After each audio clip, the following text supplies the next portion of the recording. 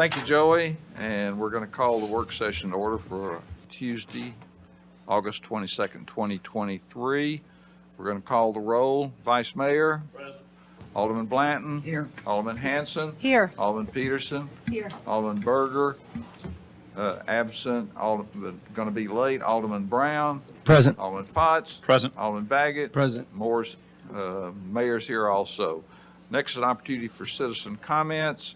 I have no speaker cards, so I assume there are none at this point in time, so we'll continue moving on through. And we're going to go to presentation of new City Hall design at 75% schematic design.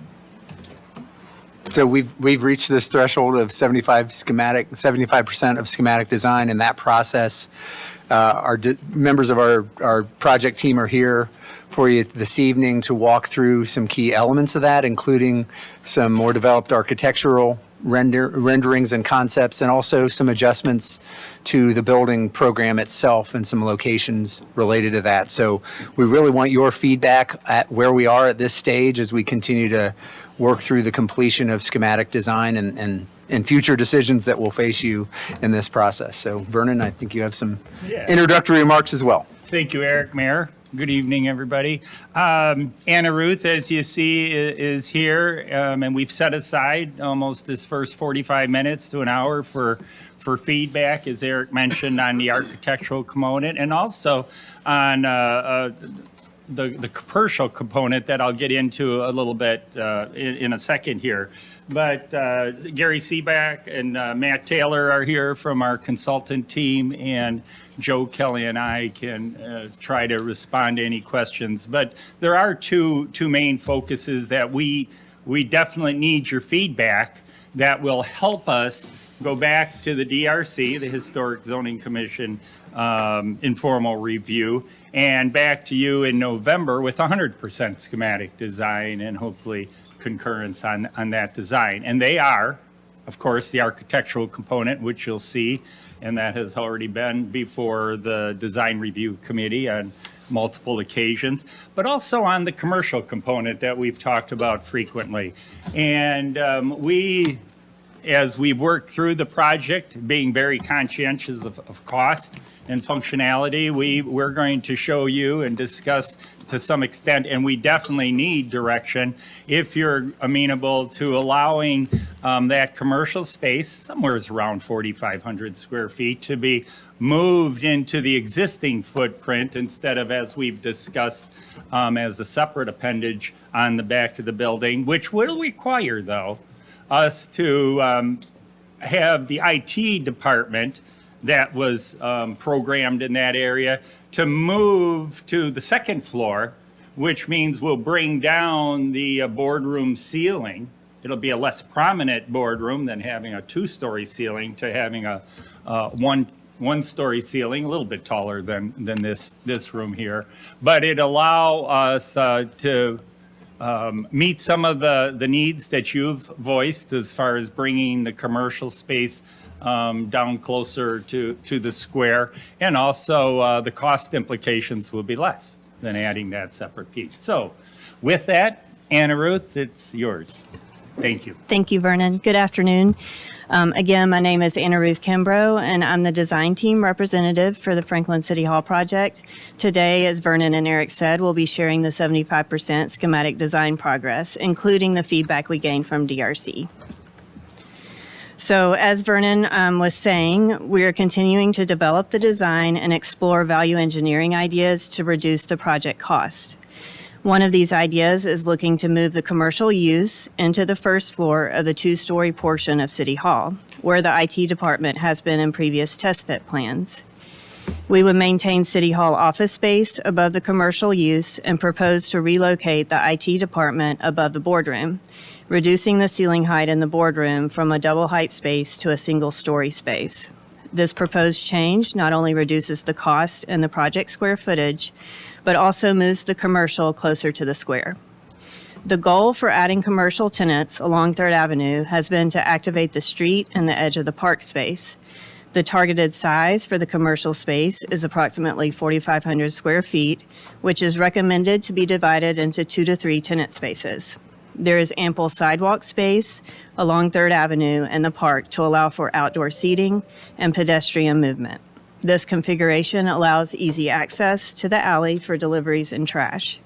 We can also see that this solution provides an even more large park space. The main trade-off, as Vernon said, in this cost savings measure is the loss of the double height boardroom. If one level, the ceiling would be about 12 feet, which for reference is about a foot higher than this room's ceiling height at 11 feet. If two levels, the boardroom ceiling would be twice as high at approximately 24 feet in height. And then for reference for the size of the room, the dimensions of the proposed boardroom are about 1.5 times the size of this space in the width and depth, just so you can get a visual on what that would be. So this is the proposed site concept if we were to move the commercial into the City Hall footprint. In general, DRC feedback was that the proposed building, site improvements, and the open space are headed in the right direction. The committee responded favorably to the larger open space and the pavilion at the back edge of the park. They also recommended pushing the shade structures and the curved geometry of the open space back from Third Avenue to maintain the focus on the building on the Third Avenue approach to downtown. DRC would also like to see more permanent shade structures than the proposed shade sails. So on this slide is the first color rendering that we're going to share today, and it's of the corner of the building taken from the square. Based on the feedback received, we focused on the development of the celebratory arched entrance, giving the opening substantial jam depth with a decorative stone surround. We further developed the design of the canopy, which helps break down the scale of the opening and provides cover over the entrance. We studied the light pattern and door configuration of the arched opening and are proposing that the entry have wood detailing around the storefront to blend nicely with the historic character of the square and Main Street, while maintaining a civic, substantial presence as the main entrance of City Hall. We also studied the rhythm of the elevation along the pedestrian promenade, responding to earlier comments on our initial elevation studies. We broke up the scale and massing of this wall further with the breaks in the facade and variation in elevation rhythm and fenestration. We have incorporated a ramp into the promenade, and Kelly's pointing that out now, for ADA access from the square to City Hall and to the 2nd Avenue parking garage. The plaza design has been revised to remove the fountain and incorporate a curved plaza with curved steps and stadium step seating at the entrance to bring emphasis to the corner and allow for smoother circulation around the plaza from the square to 3rd Avenue. This allows people to approach the building from more directions and gather on the steps, making City Hall more welcoming while relating to the rounded and canted corner treatments of the 231 building and the Bank building on other quadrants of the square. Overall, DRC is very supportive of the design evolution since the last concept elevation studies. One of the recommendations they made is that the stone on the boardroom portion of the 3rd Avenue elevation should be lowered in height and pushed back toward the building to further reduce its prominence and avoid competing with the entry on the square. This rendering shows a closer up view of the entry elevation on the square and the elevation along the pedestrian promenade. Again, DRC responded very favorably to the evolution of the square facing elevation and asked that we study the arch divided into 3 parts, which is more commonly found in traditional architecture than the 2 divisions shown here. The 3-part arch would also relate more to the historic arches within the district. DRC also recommended lessening the arc on the curved corner of the plaza to honor the geometry of the square and help place a higher emphasis on the main entrance to City Hall. This is the view taken from across the square, showing City Hall within the context of the 231 Public Square building on the left and the historic county courthouse on the right. This is the view of the 3rd Avenue elevation directly across from the courthouse. Further down 3rd Avenue, you can see the 2-story structure on the other side of the courtyard. On the following slides, we are going to review two initial concept elevations for the two-story portion of the building if the commercial were to move into the first floor footprint of City Hall.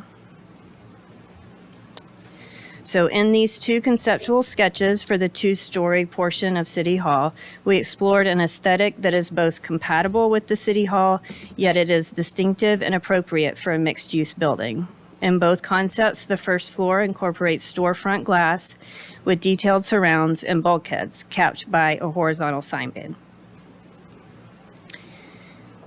In this enlarged view of the first concept, there is a stronger emphasis on a traditional cornice with ornate details. The brick detailing includes arched windows and brick coined corners. The arches tie nicely into the arch connector between the three-story portion and two-story portion of City Hall building at the courtyard.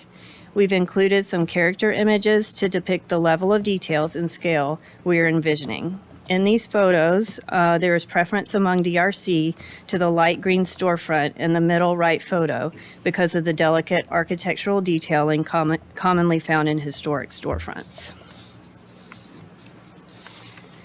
In this concept, the cornice detail is simplified and there is more variation of fenestration on the second floor.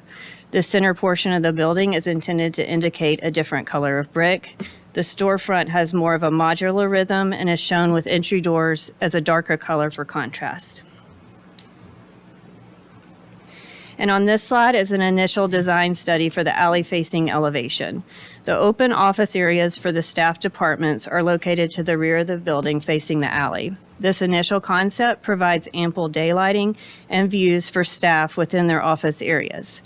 DRC recommends that the elevation be further studied to relate it more to the design of the other facades, but encouraged finding a design solution that maintains ample daylighting and views on this side for the staff office areas.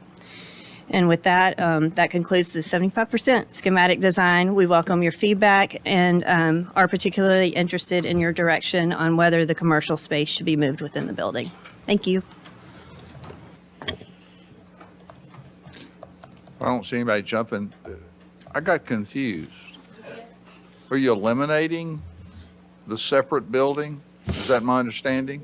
Let me go back to this. This site plan, see the orange highlighted on the left? That's where the commercial building has been in previous site plans.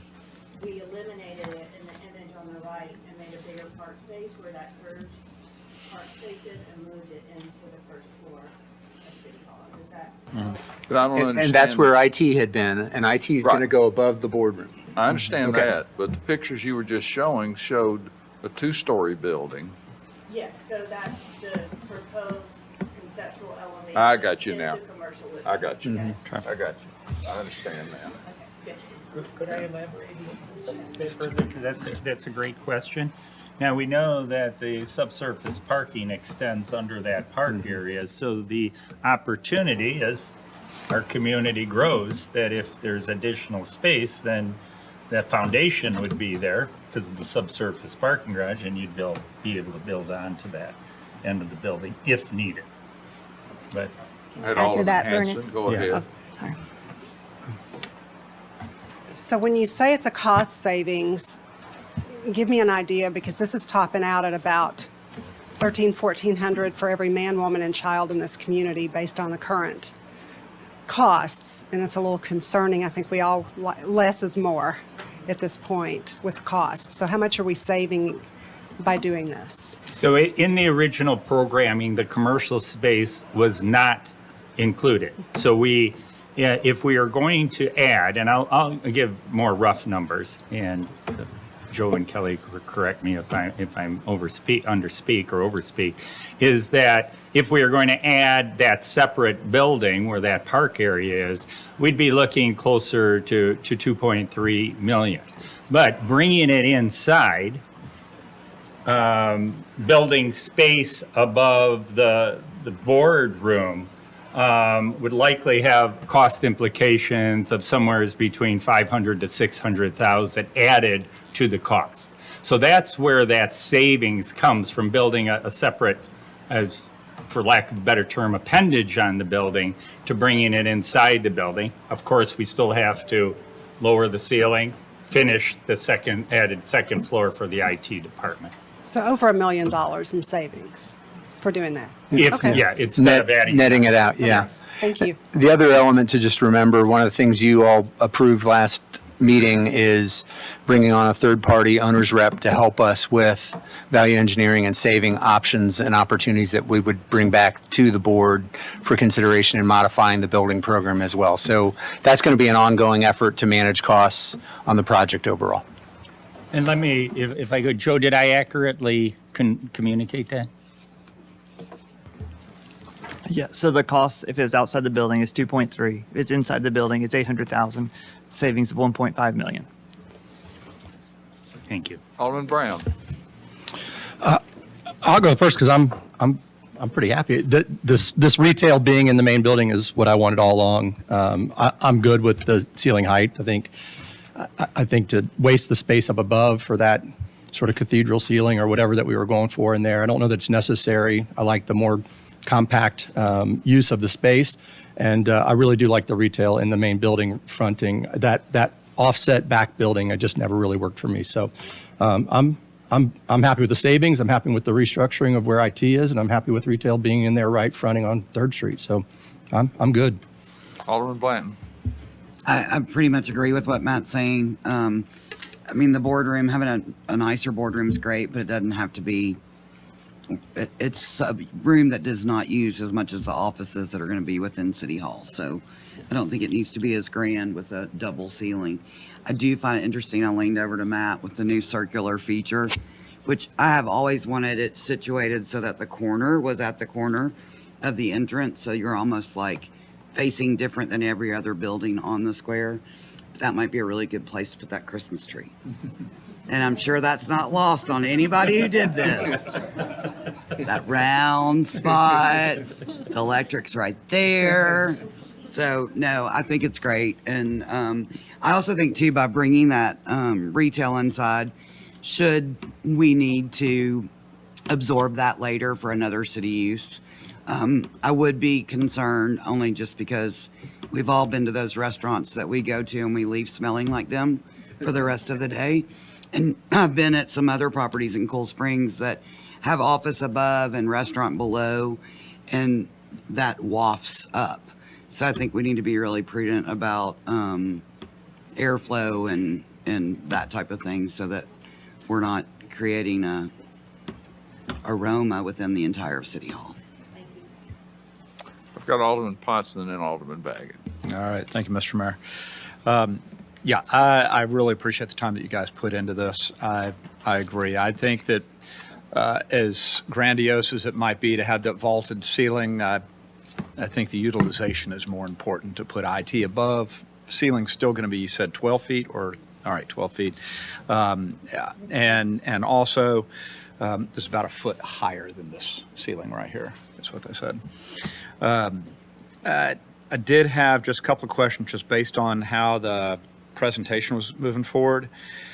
As we move that park area back, and let me see if I can get to the correct slide here, and to focus more on the prominence of City Hall as you're approaching it on slide 3.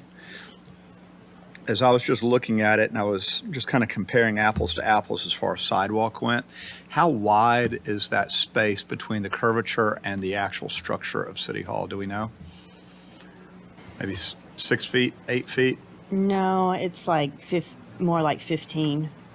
And are you looking at the left side? Yeah, between the building and the curved portion of the Okay. park. But But where it gets really narrow? that is more of sidewalk access to the service area, like where trucks make deliveries. So it narrows down, and we probably have some type of gate to hide the view of that service area, because we need a way for them to get trash and everything to the dumpsters through that service area. Okay. So that won't be a walk-through then where people can walk around No, the back it'll of the be building? more of a secured, probably with a gate and screening, so that you're not looking straight into the service area. Gotcha. And will, if it's going to be gated, have an ID badge, will staff be able to, if they wanted to come through or walk around to the back? Yes, to we the can have it garage? car key Okay. access. The other is on slide 7, if you can go to slide 7. And my question on that one is talking about ADA. As we look at this, you had referenced on slide 4 how you had put the ramp was being put into place, which, yeah, where the laser is right now.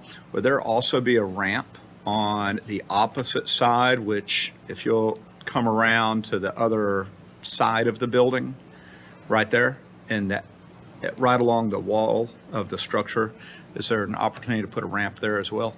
Currently, we don't have one, just because, with the slope of ramps and the gradual slope, that would really detract from that Third Avenue circulation along the sidewalk, where in the pedestrian promenade, we've widened that to 33 feet, so it gives us more space to incorporate an accessible ramp. So no, currently we do not.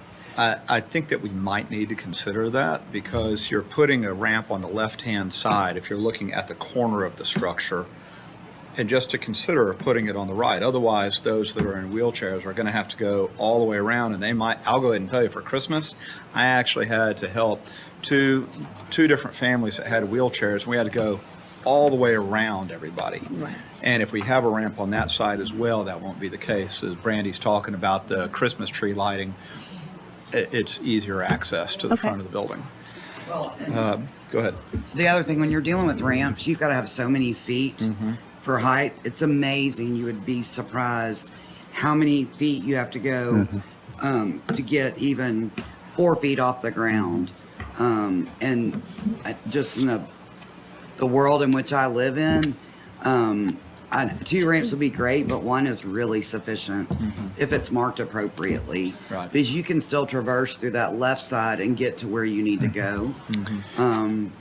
So honestly, 1 is a gift at this point. Yeah. And the area off of Third Avenue is at grade, right? So if you're accessing the retail or the building from Third, you're not going to need a ramp at least that that end. aspect of the building. Let's just make sure that we do review that. I agree. The gift would be great, especially if it's twice over.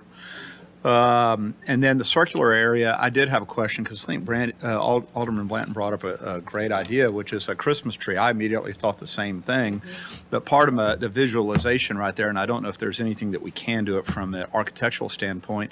We have City Hall on one side, but when you go to take those pictures, it may not be as prominent. So I don't know if there's an option or anything that can be done there. And then the last one that I had here was on slide 11, and I know we're at 75 schematics, so I'm not going to hold anybody to this.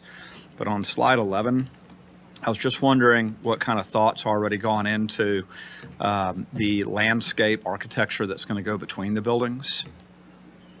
Yes, since this was our first initial kind of concept for the alley elevation, we didn't render the landscaping. So if you wanted to see an idea and plan on the landscaping, you could see in the site plan from Kaiser Vogren that we have, pavers in the alley. We have more trees. The building's set back further from the alley than it currently is. And then we have planters along the building edge. And then we also have to have, practical things like the generator and the transformer that's going to be easily accessed by that alley and then screened with landscaping. So, we need to take another look at that alley elevation, and on the next round, we'll get the Perfect. get the landscaping in there. The last thing that I had here was you asked for input as far as retail.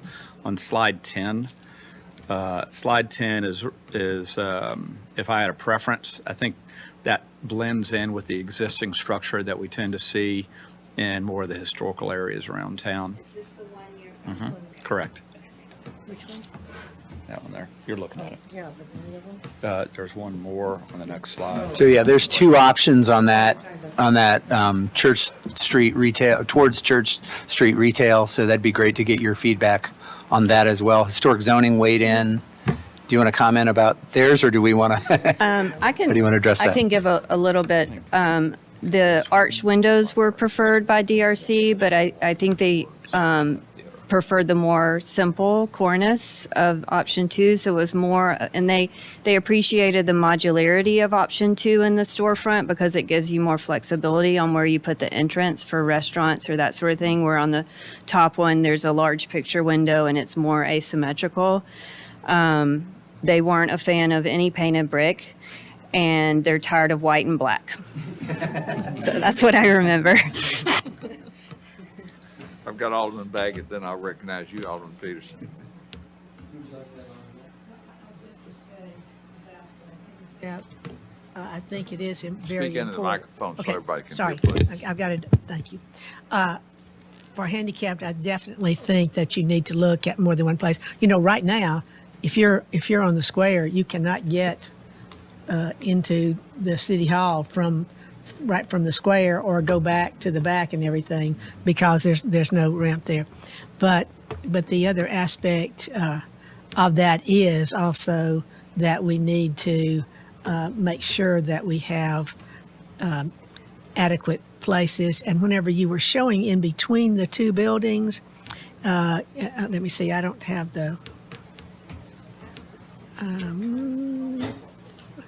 Wait just a minute. As we're pulling the slides up, if I could add to what Alderman Peterson just said, we're not, we also need to look at not just wheelchairs, walkers, individuals that's with right. canes, things like that. So that's just another reason for us to reconsider having 2 ramps.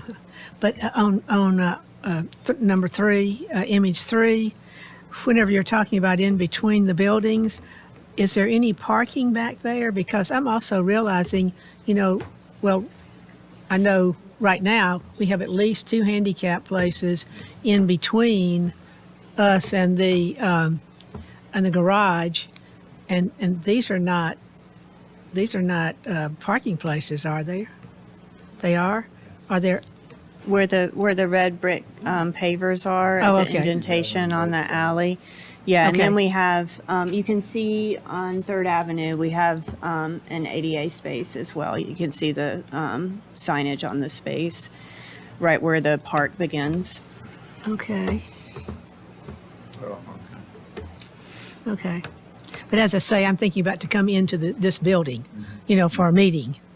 I think that you definitely need some handicap parking there. Thank you. Alderman Baggett. All right, I've got a few things, but back on the first, I'm not as good as Alderman Potts and have the slide numbers, but it's the first colorful drawing. There we go. I'm concerned about the space between 231 and the City Hall. I know that we want a pedestrian promenade, but I think when you look at I think that's going to really open up and kind of just further maybe distorting this square. I love the idea of it. I don't know if that building could even be moved just slightly closer. I think it's going to be a much wider gap. And if you look at the perspective from the DRC that I think they talked a lot about from the parking garage side, the black and white version, and you can see that from that angle just how deep that promenade is, which I think it's great. I think we do need kind of that public space, but even just shaving a few feet off of that possibly, that may throw the whole thing off. And maybe a few more feet move, I don't know, but I think that's it's going to be a pretty big gap. And right now you can't see that parking deck from the square. You might want to show 7 too. Go ahead. You're certainly going to be able to see it pretty much front on from 70%, 60% of the square. I mean, it's going to be a big gap. So we're trying, since so many people enter from that garage to the main Yeah. entrance of City Hall, right now, quite frankly, it's cavernous. And For sure. And so what we're trying to do, and maybe it's not depicted as well in the color rendering as maybe the site plan, and what we need to do is look at the landscaping more clearly and introduce more trees. And as you can see, we are planting some landscaping at the end where that tower feature is Yes. on the parking garage to try to detract from that being the axial connection. You could even do like a brick wall at the end or something, like a landscape feature at the end that kind of just We had one, we had a fountain. Oh, It did got the DRC didn't like that? value engineering ideas. Oh, okay. Well, get it out of here. If- add Some to that. evergreen. Go ahead, Kelly. I know. I'll add to that as well, because this particular facade was really studied in terms of where should that front facade building line be.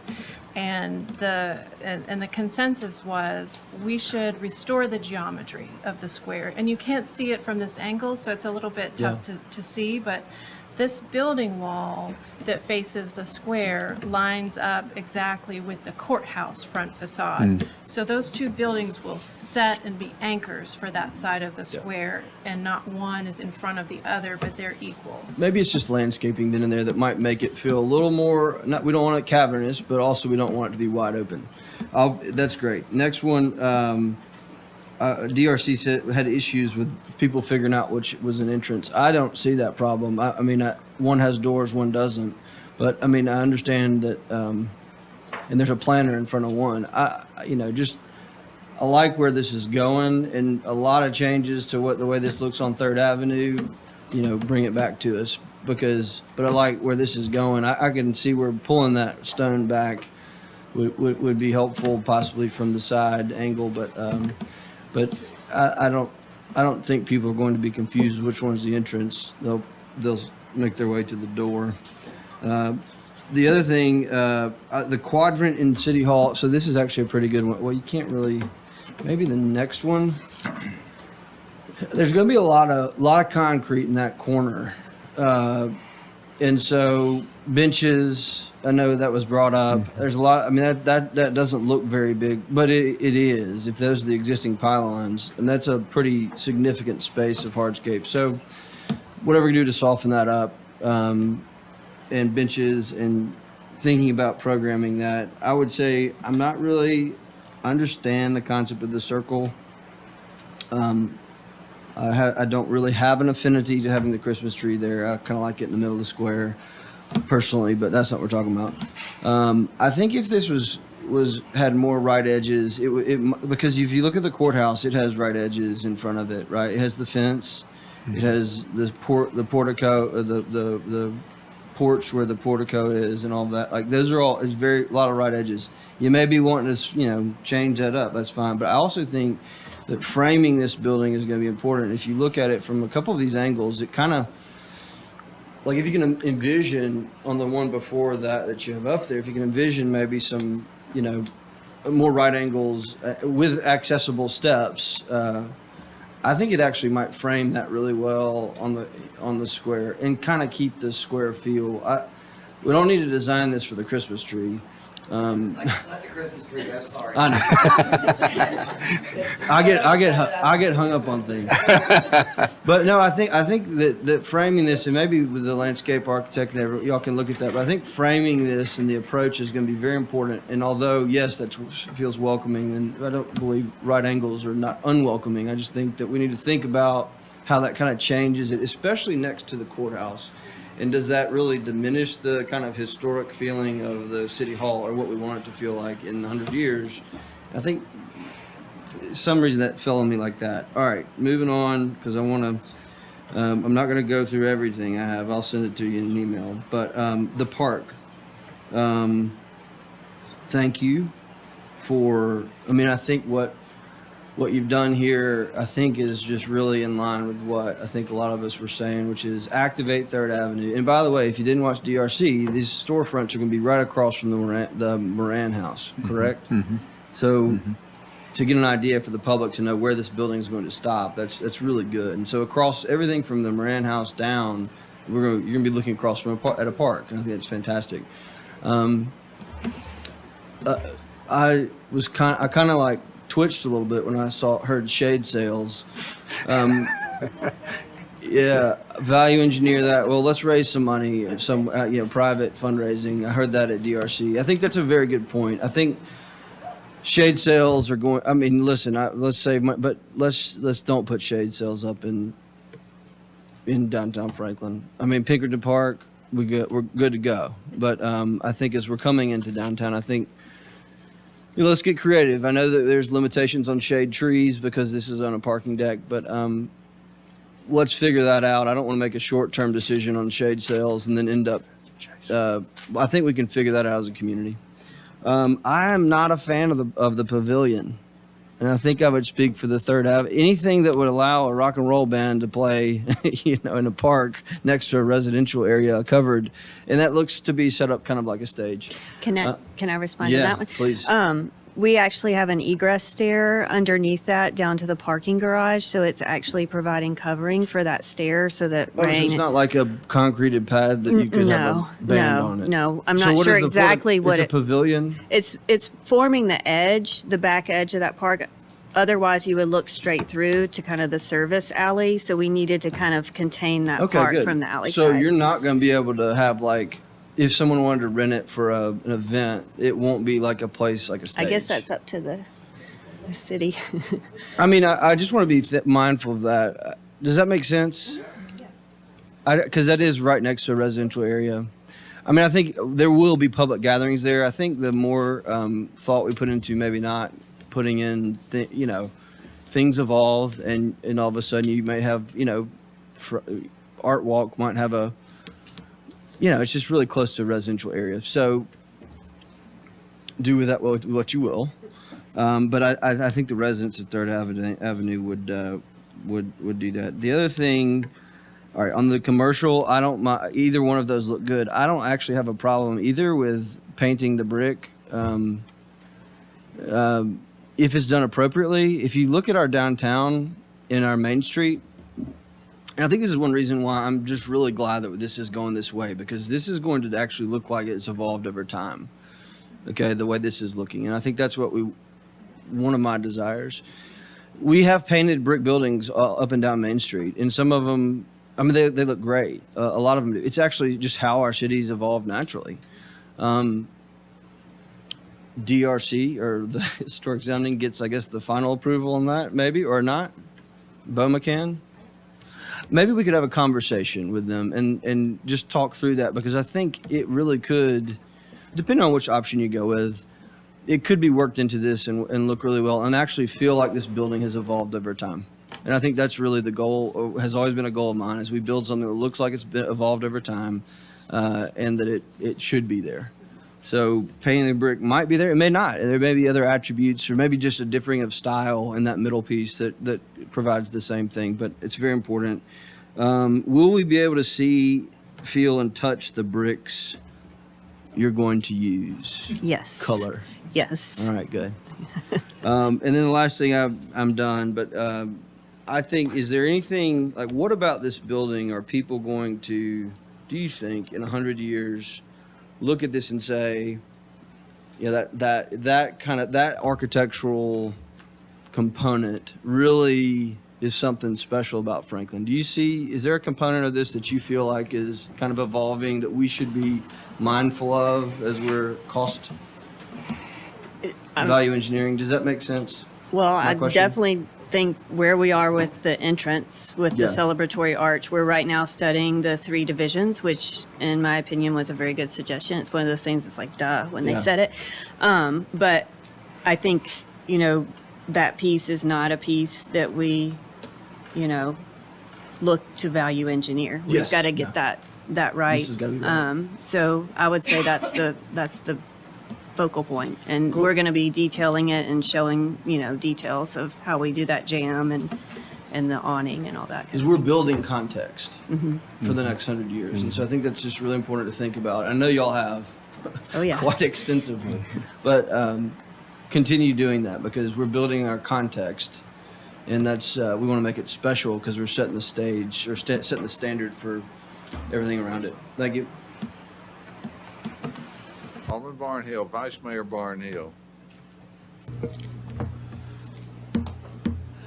What part of this building is supposed to enhance tourism?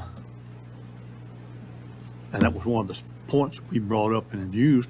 What part of this building is supposed to be the economic engine that drives downtown? You go first if you want. Well, I think just adding the commercial component to it and bringing people down Third Avenue is something that's going to activate this building. But I don't remember tourism, that was the driving factor in this Oh, I building. don't think tourism was the driving Yeah, factor. I think bathrooms, thank you. tourism was one of the things, Bathrooms, Clyde. Yeah. and bathrooms.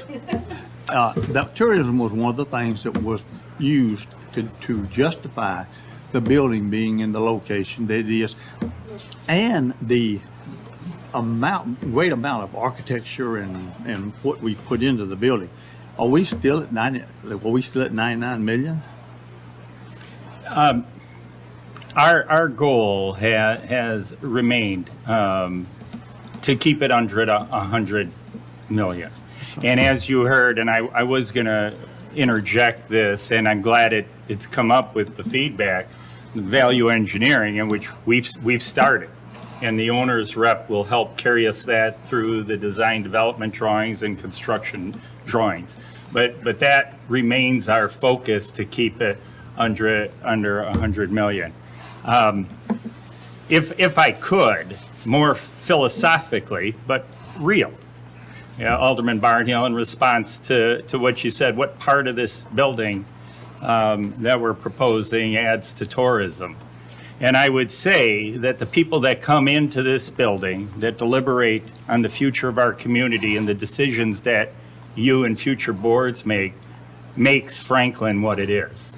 And the prominence on our historic square, that we're a part of the community as government and leaders, and that allows people to come in, is what draws people to our community ultimately.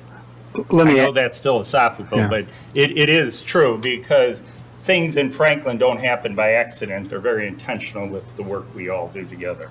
I would just add to that, I think the point of pulling activity down Third Avenue that fits both with the park and with not a lot of retail, but a well-placed, beautiful, fitting retail will be a great addition, and it will interact with the park as well. So you're creating an activity center that fits downtown there. The welcoming entrance into City Hall makes that more accessible, usable, takes you right into the public bathrooms, which is important. Absolutely. And one of the slogans we've talked about, in fact, the website related to public feedback on this project is Complete the Square. And I think that's the point Vernon was making, that we take a part of the square that really doesn't fit particularly well and have something now that will fit and add to the square and complete the look and feel of the square compared to what it is today, which is it's usable, but it's not, doesn't maybe take the most of the opportunity that we have to serve the community in multiple ways, both from a municipal standpoint, but also as a public gathering place and as a hub of really the most active component of our entire county. This is the primary tourism product that we see overall. It's consistently identified as spot number one when you talk about Williamson County and attractions, is the square.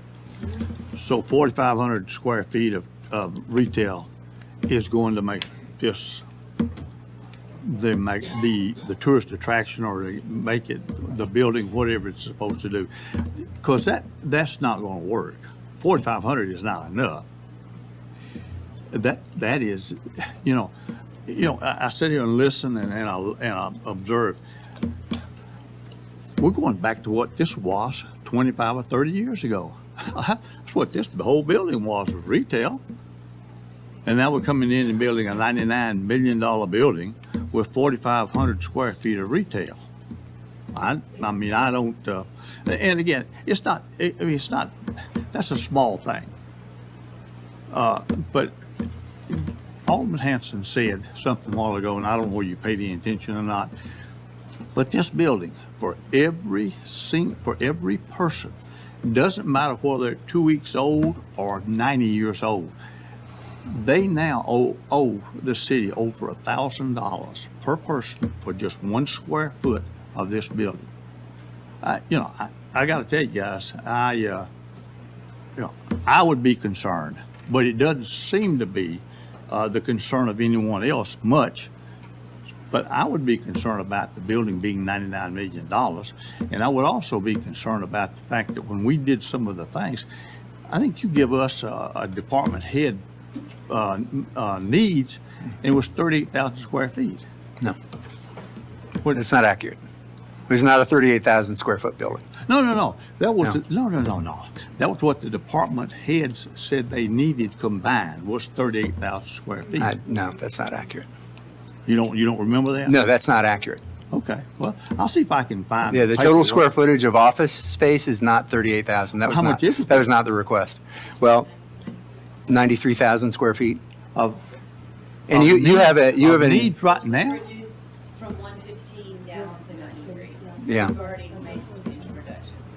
So you may be referring to something else, but we have an inherent inefficiency in this building Oh, with the large hallways. Never argued That might about be that. part of what you're looking at compared to never- this building, but this aligns with the square footage needs that have been identified through the needs study that we've done over a significant period of time. So I think we are trying to meet both existing and future needs, and we've reduced it about 20,000 square feet from where we were probably a year or so ago.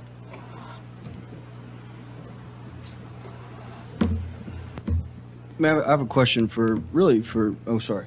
Did you? No, Yeah, go ahead, and then I'll go to Alderman. I like this thought process because back, I don't know, when did we do the financial analysis? I mean, I've got it pulled up here, I'd have to get out. Back 6 months ago, maybe, the final financial analysis. So, this alternative site analysis. So, this price here, it is 99.3 million, and that includes, that's not just construction cost, that's all the economic costs involved as well. So, do you prefer the Columbia Avenue project location that was $105 million with structured parking, or do you, Alderman Hanson, do you prefer the alternative site that is 96.5 million, that's 3 million less than what we have here? Because, and that's just before the unknown project cost. So the alternative, we did an exhaustive alternative site analysis, quite frankly. And and we have these unknown costs that we have to do stormwater and otherwise that aren't even on this.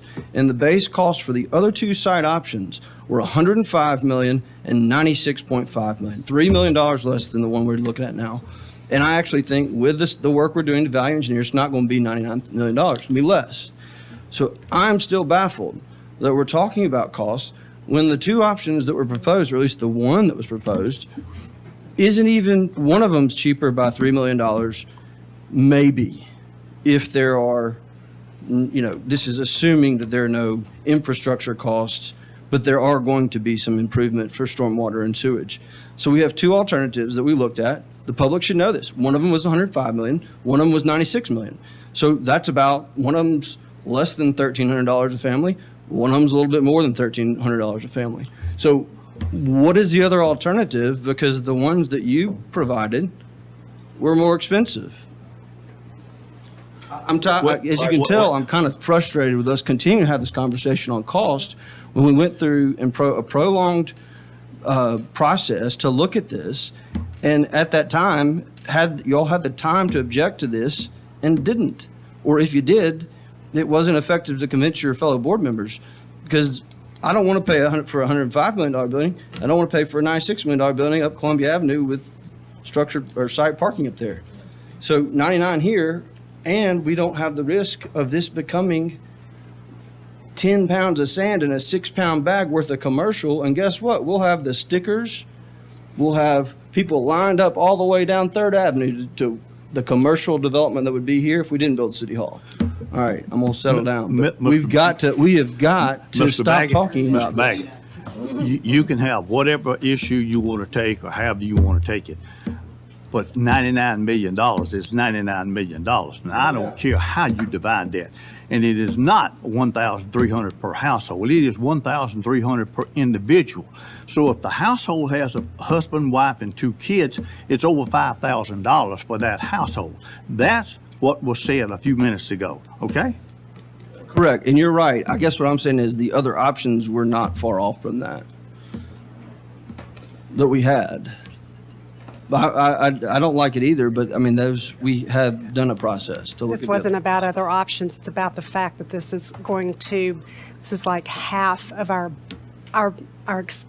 bonds that we have now in debt. it's more than half of what we have. So if we take our $150 million in debt, we're going to have another $100 million in debt.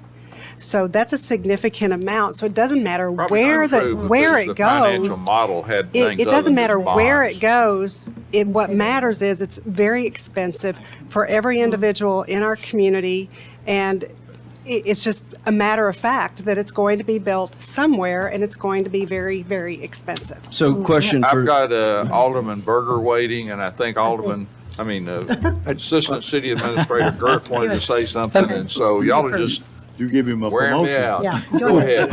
Well, let me just comment on this. We're really here today to get feedback on architecture I know. and building I know. plan. Thank you. The schematic design will reach 100%. That will give us an updated cost estimate. We will bring the third party on board to help us with ongoing work that's focused on value engineering. So, we are trying to be very mindful of the cost and the management of that, but really, it's you have a snapshot of what we had as we've been working on, and we have a upper limit, and we're trying to drive that down as best we can, but also meet the long-term needs of the community. And we're trying to get a check-in at this stage, and we'll be better equipped to give you a more thorough discussion on the financial elements. It is a blend of debt and cash. It's not all debt, but we can look at that too, and that'll be part of your CIP discussion as well as how you allocate dollars that could help with this project and others on your list of priorities. So I just want to put it in that context because it's an important discussion. We'll have that discussion. I just don't know if it's best positioned for tonight, but you all are the board, so you can talk about it however you want. I always am reluctant to ever correct Eric what he said. Remember that you provided us guidance previously. We're going to have two independent cost estimates Good. when we come back at 100% schematic design. I should have said two. I got Alderman Berger. Or 3 or 4, whatever. Whatever. Whatever. Okay, while we're sitting here, Patrick, you're absolutely 100% right. While we're sitting here arguing about this, I think debt just went back up because we waste time and in all fairness to Alderman Barnhill, you can ask these questions, everything, but I feel like sometimes we're beating the horse again, and we've already the horse has left the stable. We're already down the road. We're talking about other things. And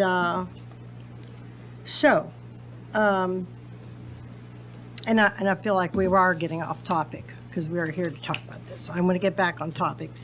And we are, the commercial aspect of this, we're not building this for tourism. We're not building this for economic development. Will it help bring in money to the city? Absolutely.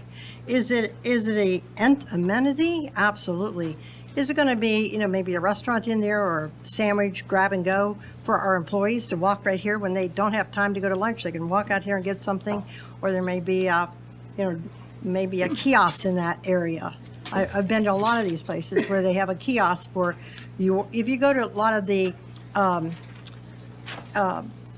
larger corporations, a lot of times they have the kiosks in their lobbies where you can drop your laundry off and pick it up the next day. There's a lot of things that can happen down here. So I'm looking at it for the amenities for, number 1, our residents. Number 2, city employees. Number 3, sure, tourism people to come in. So I think we have to put that in scale. The only other things, I was really paying attention, I'm sorry I was late, but some of the things that Brandy said and Patrick and Jason, all good things. But that promenade between the two buildings, I have no problem with that. I don't want this building to, now you're lining it up with the courthouse, great. I think that those things are important. In preservation mind, in a historic city, some of those things are important. But we play off those buildings, but we're not those buildings. We are a distinct building. We are going to be a distinct building. I don't want to be the courthouse. I don't want to make sure that we're like, everything is playing off the courthouse just so. Because the square has an ambiance. It has a personality. It has its own identity on all the different parts of the square. Going between the two buildings, I think we can soften that down. Patrick, I don't think that's going to be a big worry. I think we can soften it down with some potted trees, and potted trees are great. And then some benches and some outdoor seating, which I think is a great gathering place. And sometimes people get tired of meeting inside your city hall. They can go out in that back area that you showed us before. They can go out here to this area, bring some chairs, sit down, have an outdoor meeting.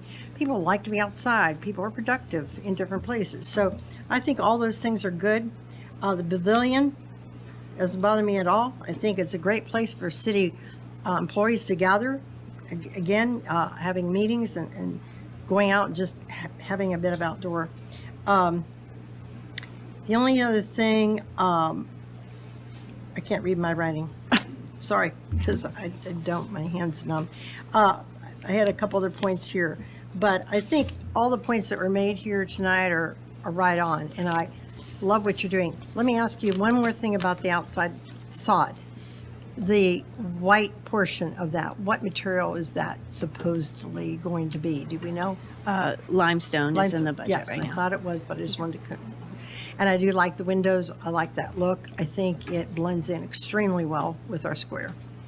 And I think it gives a lot of, it pulls you in. You want to be in that space. You're creating a sense of place, a special space for our city hall. And I like what you came back with.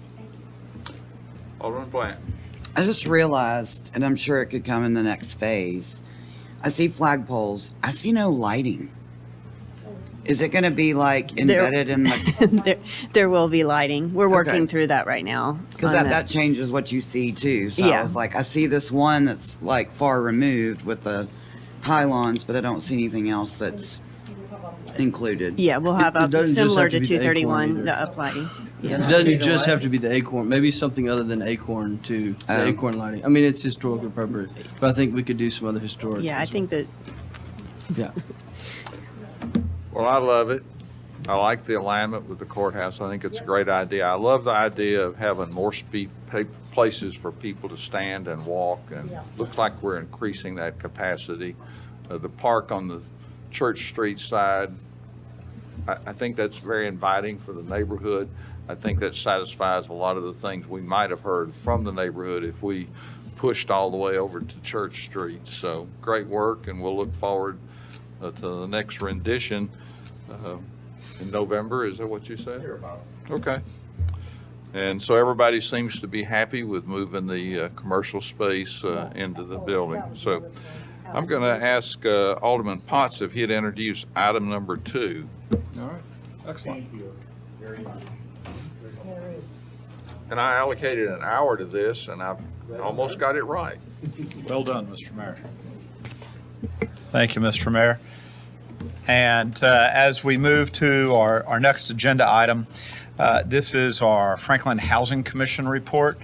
And we have some of our speakers making their way to the microphones right now. And as they do, I want to first thank our chair, John Beazer, for all the work that he's done. I also want to thank our staff that's been involved.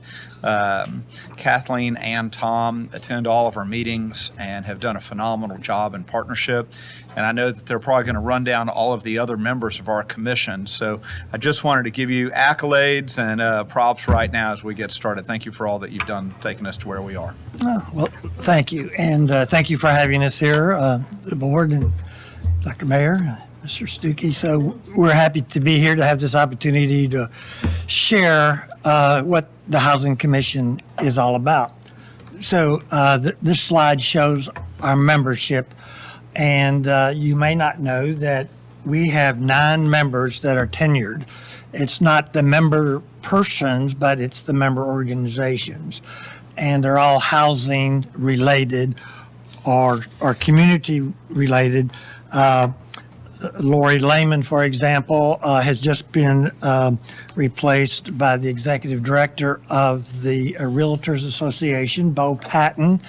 And we also have Downtown Franklin, the Community Housing Partnerships, Habitat, the Hard Bargain Association, as well as the Franklin Housing Authority, all which are related to the affordable housing office options that give us the perspective that we tried to balance everything with. The next slide, we meet on the first Thursday of each month at 8 a.m. You're all welcome. Alderman Potts has been there giving us guidance and encouragement this year, and we certainly appreciate that as well. So this is some of the things that we've done this year.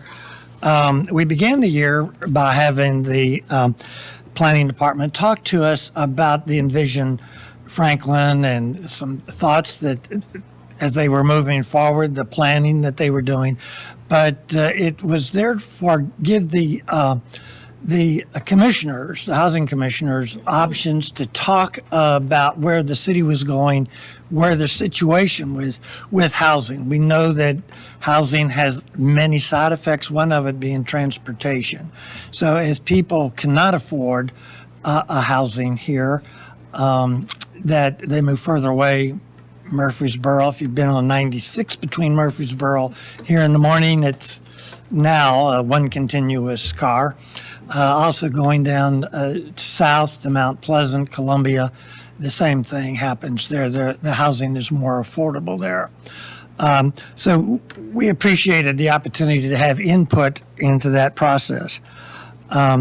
Recently, we've also, at Dr. Moore's encouragement, took a look at our membership. We have reduced our membership to make it more efficient and effective.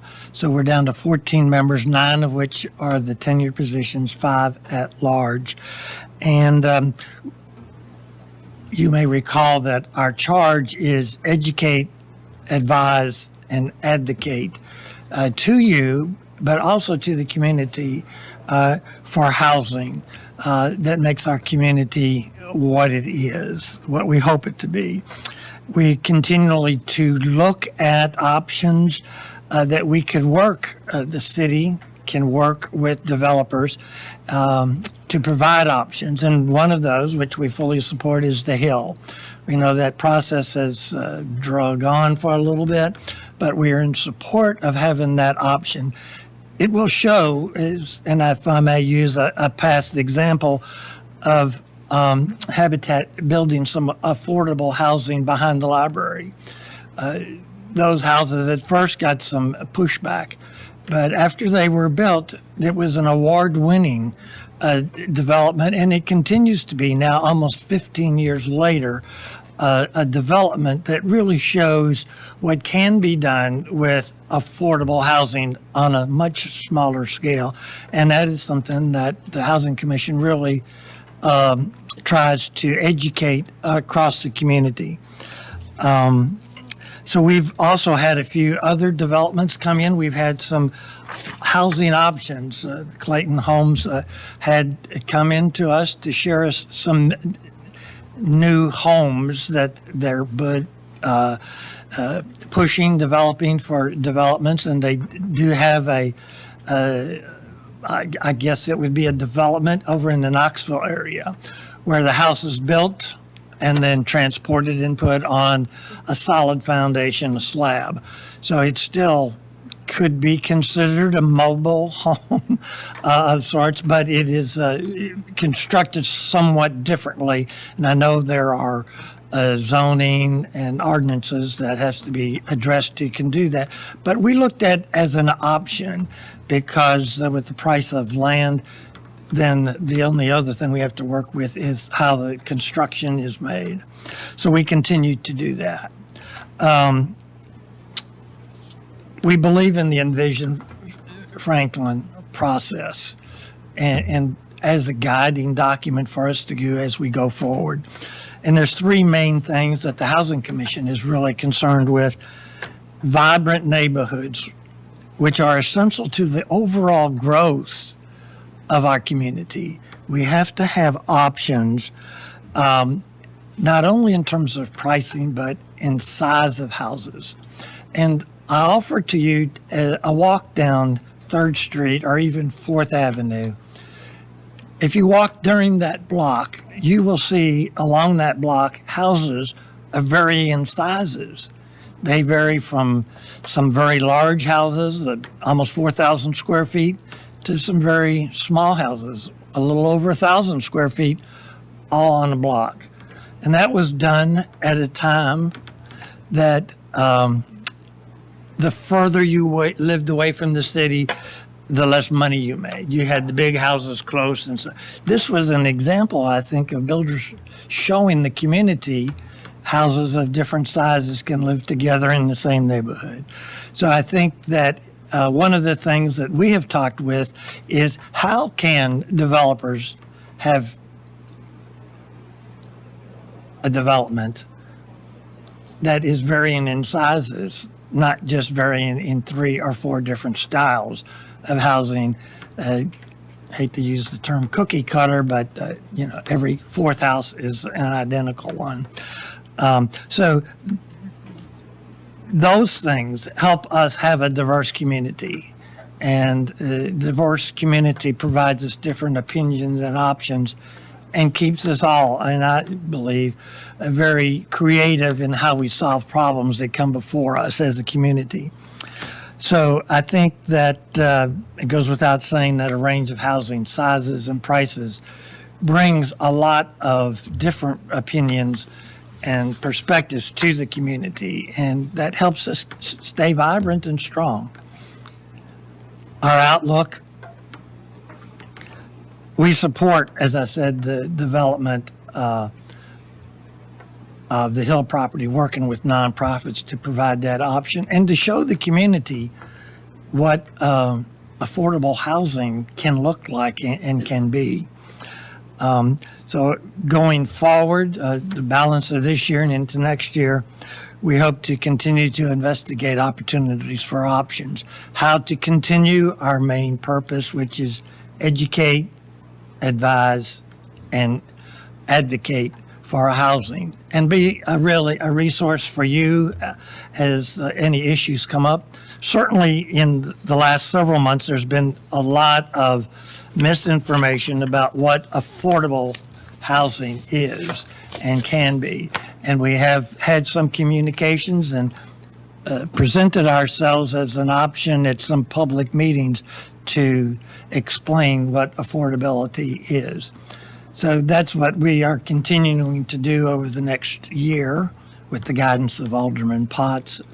We're happy to address any questions you have or listen to any suggestions you have for us to do better.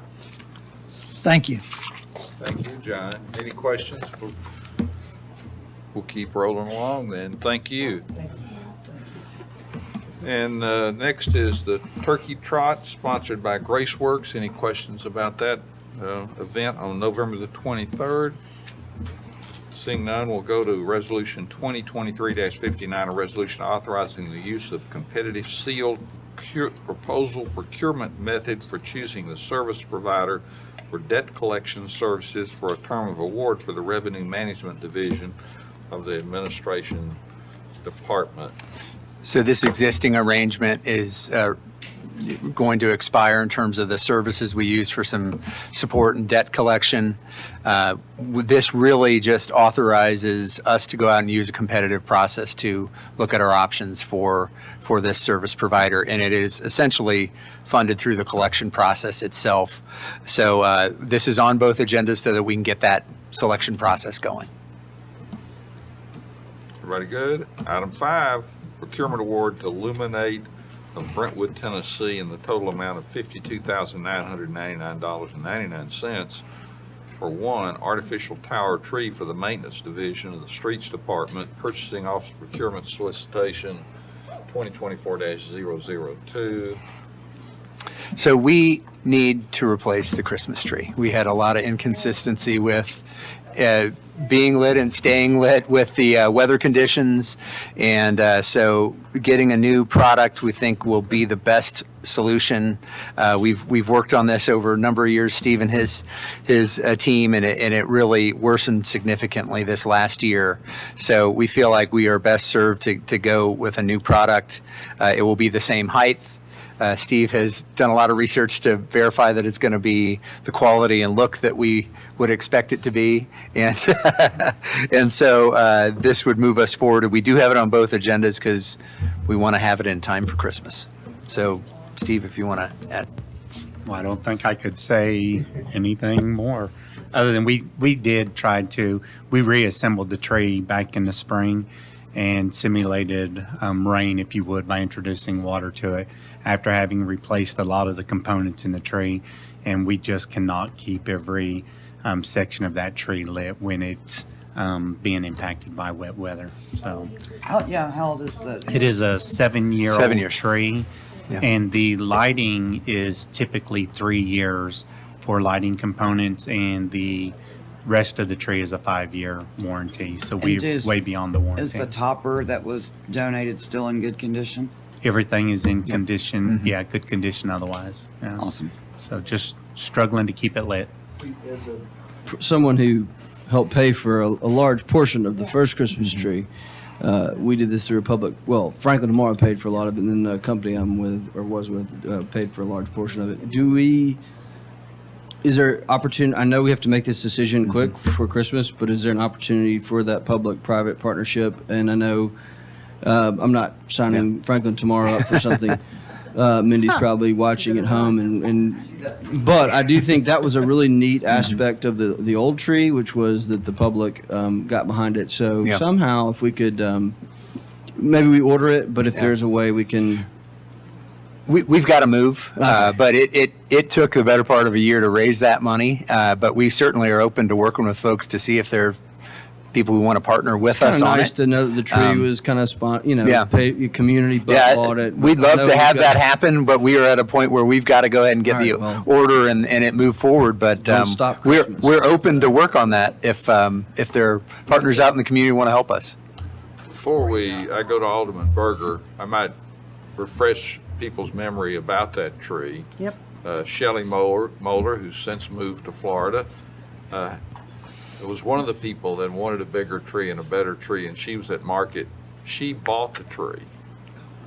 And so she came back and said, I want some donations to help me pay for it. And people were eager to do that, but they weren't eager to give it without it going through a nonprofit. And thank Right. goodness our community partner Franklin Tomorrow helped shoulder that load, and the community did pay for it, and many people did. And so great community effort. So thanks to Shelley Moeller for her vision. And Yeah. of course, Hello, there were a bunch of ladies, snowflakes, yeah, that bought the star. The topper. Yeah, the topper.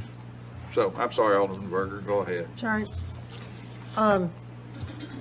What kind of warranty do we get on this new one with the lights, for one thing, and then the tree itself? So it is the same as the current tree. It's a Okay. 3-year electrical warranty and a 5-year on the rest of the components. Best they can do Yes, ma'am. on that.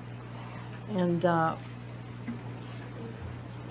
what kind of, when we have the warranties, do they actually come out, or we have to do when there's a light breakdown?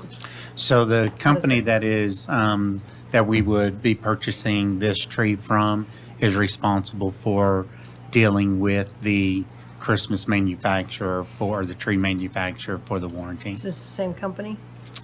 Ma'am? Is this the same It, company? it is not. No, this is a different company. Do we know their track record in addressing So- those issues? So some of their references were Ramsey Solutions in the factory at Franklin. And so they have a timely maintenance if the lights all go out or a string Well, goes out? Most of the maintenance falls on our team That's what I want to to be know. Do we have clear. to do that? Yeah, It does. yeah, It does. and As that's a- the way it has As been. the installer. As a refresher, it took 3 months to raise the money per Mindy. Yeah, So, Okay. right, yeah. And the think city there's- did put in the last 10,000. Yeah, we did, and individually we did. But I think there's some companies here that might want to join in on that. So we can ask them. Okay.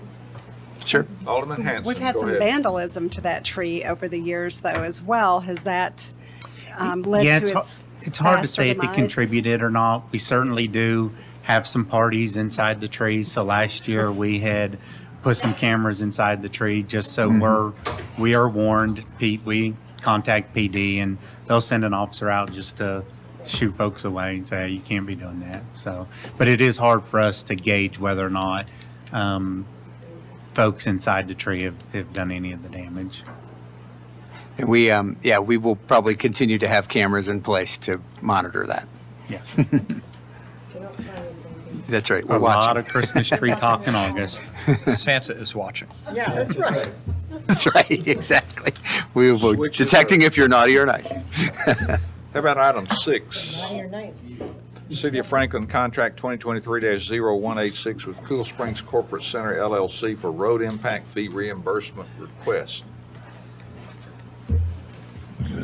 So this is a road impact fee reimbursement request. The estimated improvements, what they're going to do is at Carruthers and Cool Springs, they're going to extend an existing turn lane there and then convert some of the entrances to right-in, right-outs. The estimated cost is around $785,400.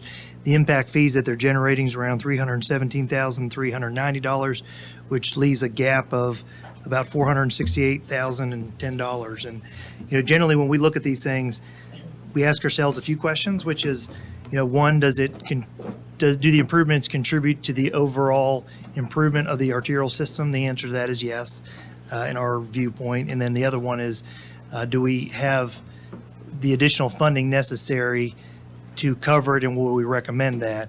The answer is it's a fairly small amount. We do have the funding. The last question is really a question that only the board can answer, is with the limited funding that you have, is this somewhere you want to spend it? I caution board members to just spend it where developers want it. You need to spend it where you need it. But again, I can't answer that for you. You have to answer that. And again, it's a small amount. So happy to answer any questions that you have.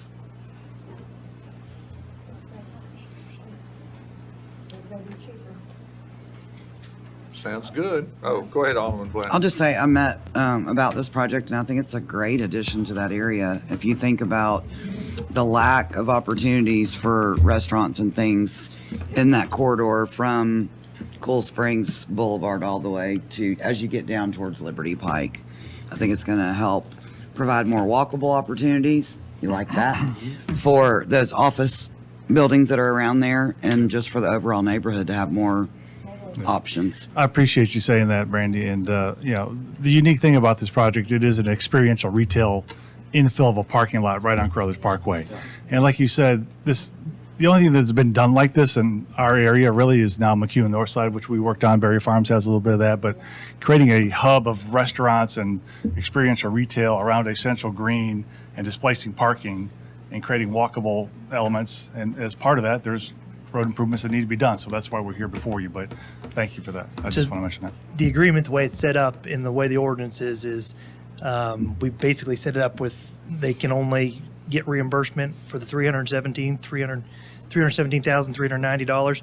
If you would like to do the full amount, you just have to amend the agreement at the voting session. Good. I've got Alderman Baggett, then Alderman Potts. But the staff recommended that this be approved, but the motion or the motion is not correct. No, the agreement's set up per the ordinance, which is we can only reimburse up to what they generate. So If we you have would to like to amend it to the contribute, yes, 468 additional. you would amend it to the $785,400 at the voting meeting if you want to contribute the extra money. Okay, thank you. But that's up to the board. Where would our contribution come from? Additional road impact. Road fee. impact fee fund. Alderman Potts? Thank you, sir. Yeah, I just wanted to reiterate what Alderman Blanton was saying. I think this is a great first step as far as what we can see in the future as far as infill projects. I think that's going to be what's happening a lot in Ward 1. I think we'll start to see more of it and Ward 3 as well. And so I'm very interested to see how the whole project comes together.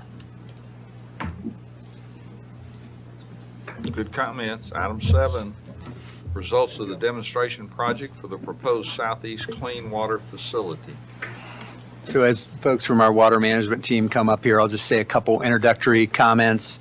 As you know, we've operated a pilot program or pilot plant in the southeast area of our community to demonstrate the technology that might come to bear in constructing a second a water reclamation or what this would be called a clean water facility because the level of treatment provided. And so we wanted to share with you tonight the results of that pilot over that period of time and reflect on what some next steps might be in terms of the permitting and other steps that would move us towards this second wastewater treatment facility. So I'll let Michelle kick it off from there, and glad to share this information with you and the community tonight. Yeah, so we are excited to present these to you. These have been 9 months in the making. I do also want to say that I have applied for board credit, so pay attention. Just as a little teaser.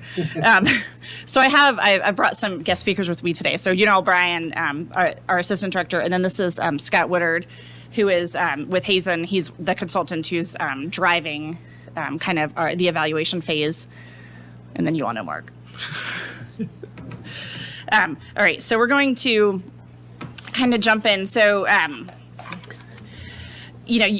so the board approved this back in 2020. So during COVID, it was kind of a weird time to be jumping into some kind of brand new innovative things. And the goal of the project back then, and it still is really, was to kind of identify and implement sustainable water services to Franklin's quickly growing southeast region. The solution must be reliable, resilient, protective, and cost-effective is kind of the way that we're approaching all of the alternatives and the way that we look at things.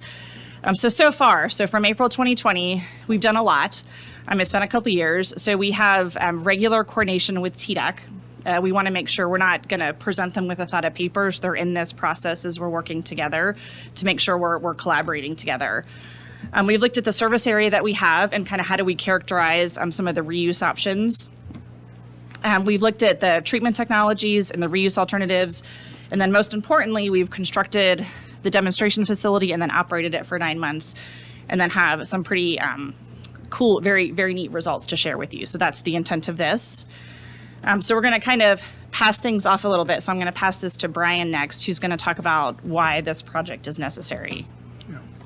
The slide that you see up on the screen, CDM, our consultant, did an IWRP in 2009, and we asked them to update our population projections in 2023. And as you can see, the light blue line, which is the original IWRP trend, and the dark blue line being the update, coincide with each other, with a slight regression from the dark line from the light blue line. So since we're following those trends, those growth trends, it tells us from the IWRP and the planning process we're going to continue to follow, which shows the need for additional capacity that was outlined years ago.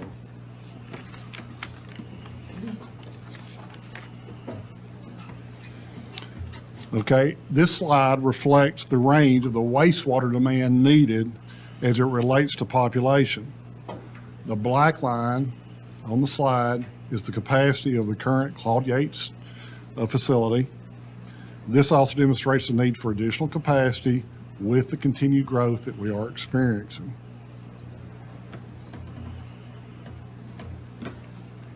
So one of the things that would add on that, just as you look at that, that's a fairly aggressive assumption with approved development. We know there are some things that have entitlement that the timing and even the whether it will exactly happen as approved will happen, but we have to plan for that.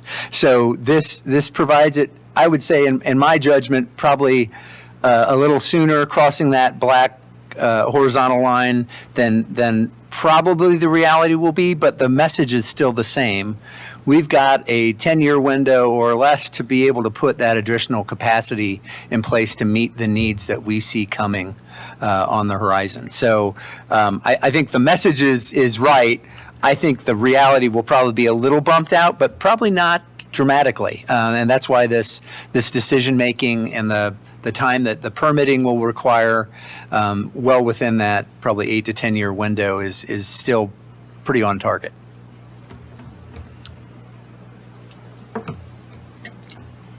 Through the process of the need in evaluating future capacity, we evaluated several reuse options with the 3 listed on the slide. One being irrigation, which is the expansion of the use of the current reclaim system for landscape and other irrigation. The second being recreation, where we can actually add base flow to the Harpeth River, can be used for recreational purposes. And we also looked at augmentation to the reservoir to the increased availability of source water in the reservoir. It's at the water treatment plant. So before,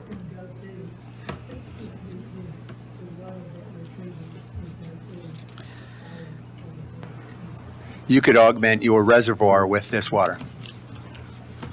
Adaptive reuse. Good. okay,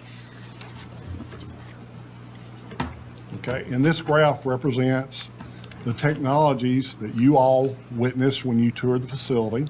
We currently use 3 of these processes at our water treatment plant. This is an expansion of those technologies that are used worldwide. And with the additional of these advanced technologies, we can meet what's required for the beneficial use to the community.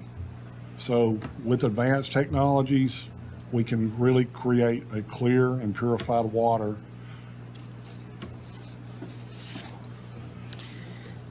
Brian, which ones are those? I thought we used all those at our water treatment plant. All those. Water reclamation. so, Water- At the water Go back treatment, one slide. yeah. oh, one side, yep, there we go. Water treatment plant, yes, we use the granular activated carbon, the U, ultraviolet light with advanced oxidation, and of course membrane filtration. That's what's at the current water treatment plant. So with a future treatment process, we're going to expand with more technologies to even make that water more purified. Okay. Okay, so I'm just going to jump in really quickly. So we operated this demonstration facility for 9 months, for over 9 months actually, at the request of TDEC, extended that a little bit. And we actually, as a kind of a commitment to our operations, we had some of our younger operators from both facilities, so from our reclamation facility, and then also from our water treatment facility, who's actually in the back showing her support. So we also had, kind of some operators from Hazen, the consultant as well, but then really also brought in students. So this was a unique opportunity to kind of show not a lot of utilities are looking at this right now, and how can we advance our community as well, but also train that next generation of leaders that's going to be in our community. Let's see, so we'll go to the next slide where Scott's going to talk about kind of the actual facility sampling and then some of the results that we saw. Yeah, so at the facility, actually after 9 months, actually a little more than 9 months of operation, July 10th was the last day of operation. And that facility actually ran for a full 9 months, 24 hours a day. So it was really an amazing effort, just the operations staff and what they did to keep this facility up and running during that time. As Brian alluded to, the technologies that we use, these technologies are used across the country already. So we're not using any new technology, but when you're doing something like this new, you need to demonstrate that it's right for the specific community where you're doing it. So that's something that the state of Tennessee requires, is that it be evaluated specifically for the community. So that was one of the primary drivers to actually do this, is to demonstrate these technologies fit the water source that is here in the city of Franklin. As far as regulatory coordination goes, it's obviously something that is very important, and it's something that we started at the very beginning of this project from the outset. 3 years ago, we sat down with them and started telling them about what we were wanting to do and walking them through the process. And so before this facility was actually put in operation, we submitted our pilot plan to TDEC for their review and their approval. So everything that we did, as far as the analysis that we did, the constituents that we looked at, all of that was actually approved by TDEC before we moved down that road. We wanted to make sure that that was the case. And the result was over 1 million data points collected. We had a lot of online monitoring that took place throughout the duration. Over 10,000 water samples were collected, and most of those were actually analyzed in City of Franklin laboratories. And then those that were more advanced and not something that typically are analyzed in the laboratories in Franklin, those were sent out to contract labs. And those went to various contract labs depending on the type of analysis that was being performed. So that's why you see a few different laboratories listed here. So this slide, the next three, we're gonna relate back to those three end uses that Brian was talking about. The first of those is irrigation. And so you'll notice the way we're demonstrating the results on these slide, it basically identifies the parameters of concern that we want to look at. And then we're demonstrating whether it does or does not meet applicable standards associated with that. And I'm going to go ahead and spoil this slide and the next two. It meets those applicable standards for each one, but we think it's important to show what those were and the fact that they do meet those. So that's what we're trying to represent with each one of these slides, that for these specific uses, these beneficial uses, we did the testing required to demonstrate that we could meet these uses. And the first of those is irrigation. So certainly here, it would be just further putting more water into the city's existing reuse system. As the city continues to grow, obviously demand for irrigation water is going to continue to grow, which is a good thing, right? So that gives us the opportunity for beneficial use for irrigation. The second one is recreation. And so, first of all, what it will give us the ability to do is actually put more water into the river, purified water into the river. And as you know, during certain periods of the year, in the summer, flows get very low. So we start dragging our kayaks down parts of the river if we want to try to float during that time. So what this can do is actually extend that period where we can actually float the river a little bit more, a little longer during the year. So that's the recreational component. Really related to that recreation also is for putting more water into the river actually results in better water quality. And we were able to demonstrate that through the testing that we did. One of the issues in the river is algae growth. And so we see an abundance of algae. And so some of the testing that we did actually demonstrated that adding this purified water to the river reduces the potential for that algae to grow. So it actually results in a better quality in the river. And then third, this is discharging upstream of the water treatment plant. So it actually provides additional flow available for withdrawal at the water treatment plant that then can be used as source water at the drinking water plant as well. So there's really three benefits that come from this discharge to the river. And the testing that we did, obviously we're showing again all those parameters that are important. We're able to demonstrate with the facility that we can achieve those required results. And then final is augmentation. So irrigation, recreation, augmentation. So the third one is actually augmenting the raw water reservoir at the water treatment plant. And so this would actually mean we would pump the water directly to the raw water reservoir where it could be used as source water for the water treatment plant. So this purified, highly purified water would be taken to the reservoir and then used and again treated through the water treatment plant for drinking water. So it'd be highly treated and then of course highly treated again before it would enter into the drinking water system. One other aspect of our testing that we did was something called HACCP, and it's basically a hazard evaluation, and it's actually something that came from the food industry originally. And what it does is identify in the treatment process critical control points so that as you're treating water through the facility, you have multiple locations where if a sample, for instance, that is going to be continuously monitored does not come back like it should, you can stop the flow at that point. So you institute multiple levels of control to assure that you don't have any fail-safe or anything that could pass through that fail-safe that you create. And again, that's from the food industry, and it's a rigorous process, but it's important, right? We want to make sure that we're protecting, public health, but also the environment as well. So we also have instituted those measures as well. So really the result of this, and again, for the augmentation, we've listed these parameters that are important to evaluate, and through that, the analysis, we were able to demonstrate that we were able to meet all of those. And right now, what we're doing is we have all this data. We're now compiling all of this. We're going to be producing a report that's going to report out all these results.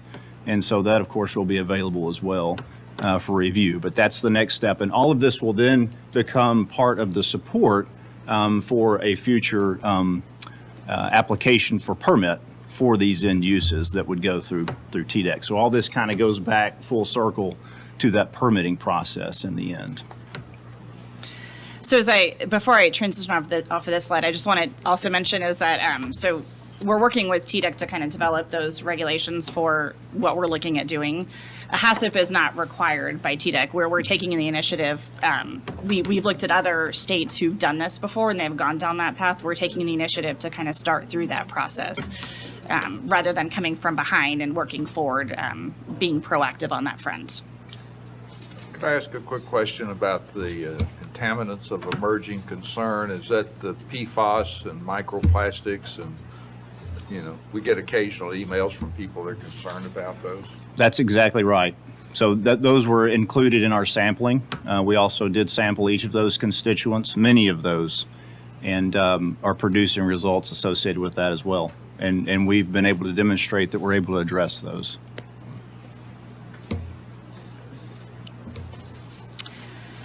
All right, so we'll so kind of moving on. So we've done a lot of outreach to date, and as you guys have been a part of that, when you all came and toured the demonstration facility. So we had we were able to coordinate with all of y'all scheduled to be able to do that, which was fantastic. But then also some stakeholders, Friends of Franklin Parks, Franklin Tomorrow, Cumberland River Compact, and Tennessee Wildlife Federation. To come through as well. We brought Harpeth Conservancy through the demonstration facility.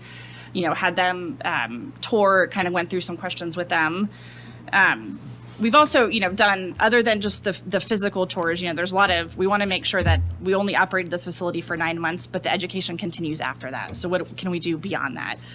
So we've developed a website. We'll go through that. We have a tour video. And then we have, Melissa was really great in helping us with kind of press and media coverage as well. So we can make sure we got that word out. So you probably saw this as you walked through the facility. So we spent a great deal of time going through the signage to kind of really outline the processes for folks. This is on our website. It's on the demonstration facility's website for folks to kind of see after the fact that we're also going to use as education.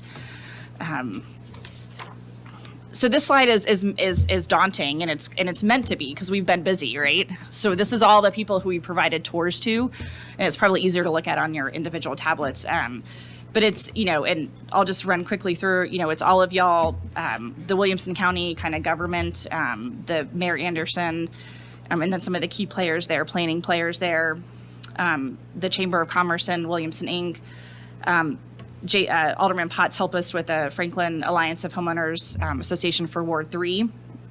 So we had several folks there. I talked about Friends of Franklin Parks, Franklin Tomorrow, Tennessee Wildlife Federation, Cumberland River Compact, Harpeth Conservancy. We had a very lively discussion with Jeremy Qualls with the Williamson County Entrepreneurship and Innovation Center. That was an amazing conversation. We had Melissa helped with the local media. And then we also had, so we brought Greg Young, the Deputy Commissioner of TDEC, through the facility. But then also had a really engaging conversation with the commissioner of TDEC, David Salyers, and kind of how the facility looks in Williamson County and in Franklin and addressing the growth and the innovation and leadership that we're showing. So we don't, while we can't do facility tours, in the future, we do intend to kind of continue with some of the more outreach materials that we've developed. So when you look at our website, we kind of have some of our stakeholder support. So this is Mike Butler with the Tennessee Wildlife Federation, and I won't read all of this, but applaud Franklin for taking the bold step in water purification that will help conserve the Harpeth. I was just going to say, Middle Tennessee is blessed with abundant freshwater resources, but technically Williamson County is one of the few that really is not. Right. But we've got McHale with Cumberland River Compact. The city's demonstrated its commitment to maintaining and enhancing the health of the river. So the river has really been our focus as we've been working through this with all of the alternatives that we looked at.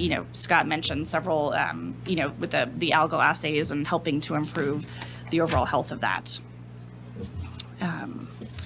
So I get to make my acting debut. So we had a very about a 7-minute pilot or demonstration facility tour that Stephen with our communications put together, and it's pretty cool because we were actually, with our partnership with some of the professional organizations, we're able to get some animations that kind of show what happens to some of those contaminants and pathogens as they move through the process, which is really cool for for a non-technical person, to be able to see.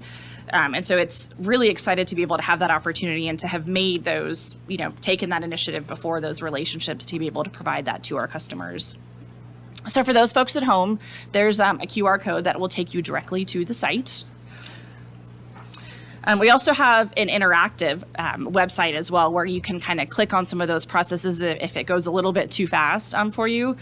You can do a little bit more research. We're hoping to really have a lot of, like classrooms and educational material really develop from this. So we talked about the media. We've had, we had several, 4 different media outlets that came, the Williamson Herald, the homepage, the Williamson homepage, TML, and then the Tennessee Income as well. So this is really, they were all positive articles, really grateful for, their attention to our facility. So I talked about the continuing outreach, how we're still going to continue on. We haven't, as our work still continues working through that. Additional meetings with interested stakeholders, organizations in the community. So looking at how to brand, with the tour video and the interactive website. I know that Alderman Potts has kind of indicated about doing ongoing presentations with the homeowners associations. We've been looking at presentations with Breakfast with the Mayors and Frank Talks. Mindy has been helpful with that. And continue to update the website as we continue to move through the project with, updates from the board and how we continue to kind of narrow down our options and our design criteria. So what's next? So kind of our future steps. This fall, we were looking at submitting our permit application. So it would be a discharge permit, and then in addition to probably a state operating permit where we can still have that regulation by TDEC for the reservoir augmentation that Brian was mentioning. And then we're going to jump into design of a facility, right? Our intent is to, as Eric talked about, kind of continuing that process, starting the design of it. And then in about 2026 to 2030, probably about 3 to 4 years of construction. And then 2030, bringing a new facility online to accommodate that new growth that we're seeing with those projections. So I wanted to open that up for discussion. I'm sure there's lots. Alderman Baggett? Sorry, but I do have I think it's an important question. I'm so glad to see augmentation as a part of this, because in our tour, we talked about this quite a bit, because we buy a lot of water. We also, due to the geography, there will be potential buyers of water in the proximity of the south of our city, and looks like we're going to have some water left over here. I think when we talked, I don't know what the results were, but how will you do that, and if we can monetize that to help pay? This is a nice system, and will come with obviously funds needed to pay for it. So I think that's going to be really important for me, at least. One, it gives us some stability long term for our own water usage.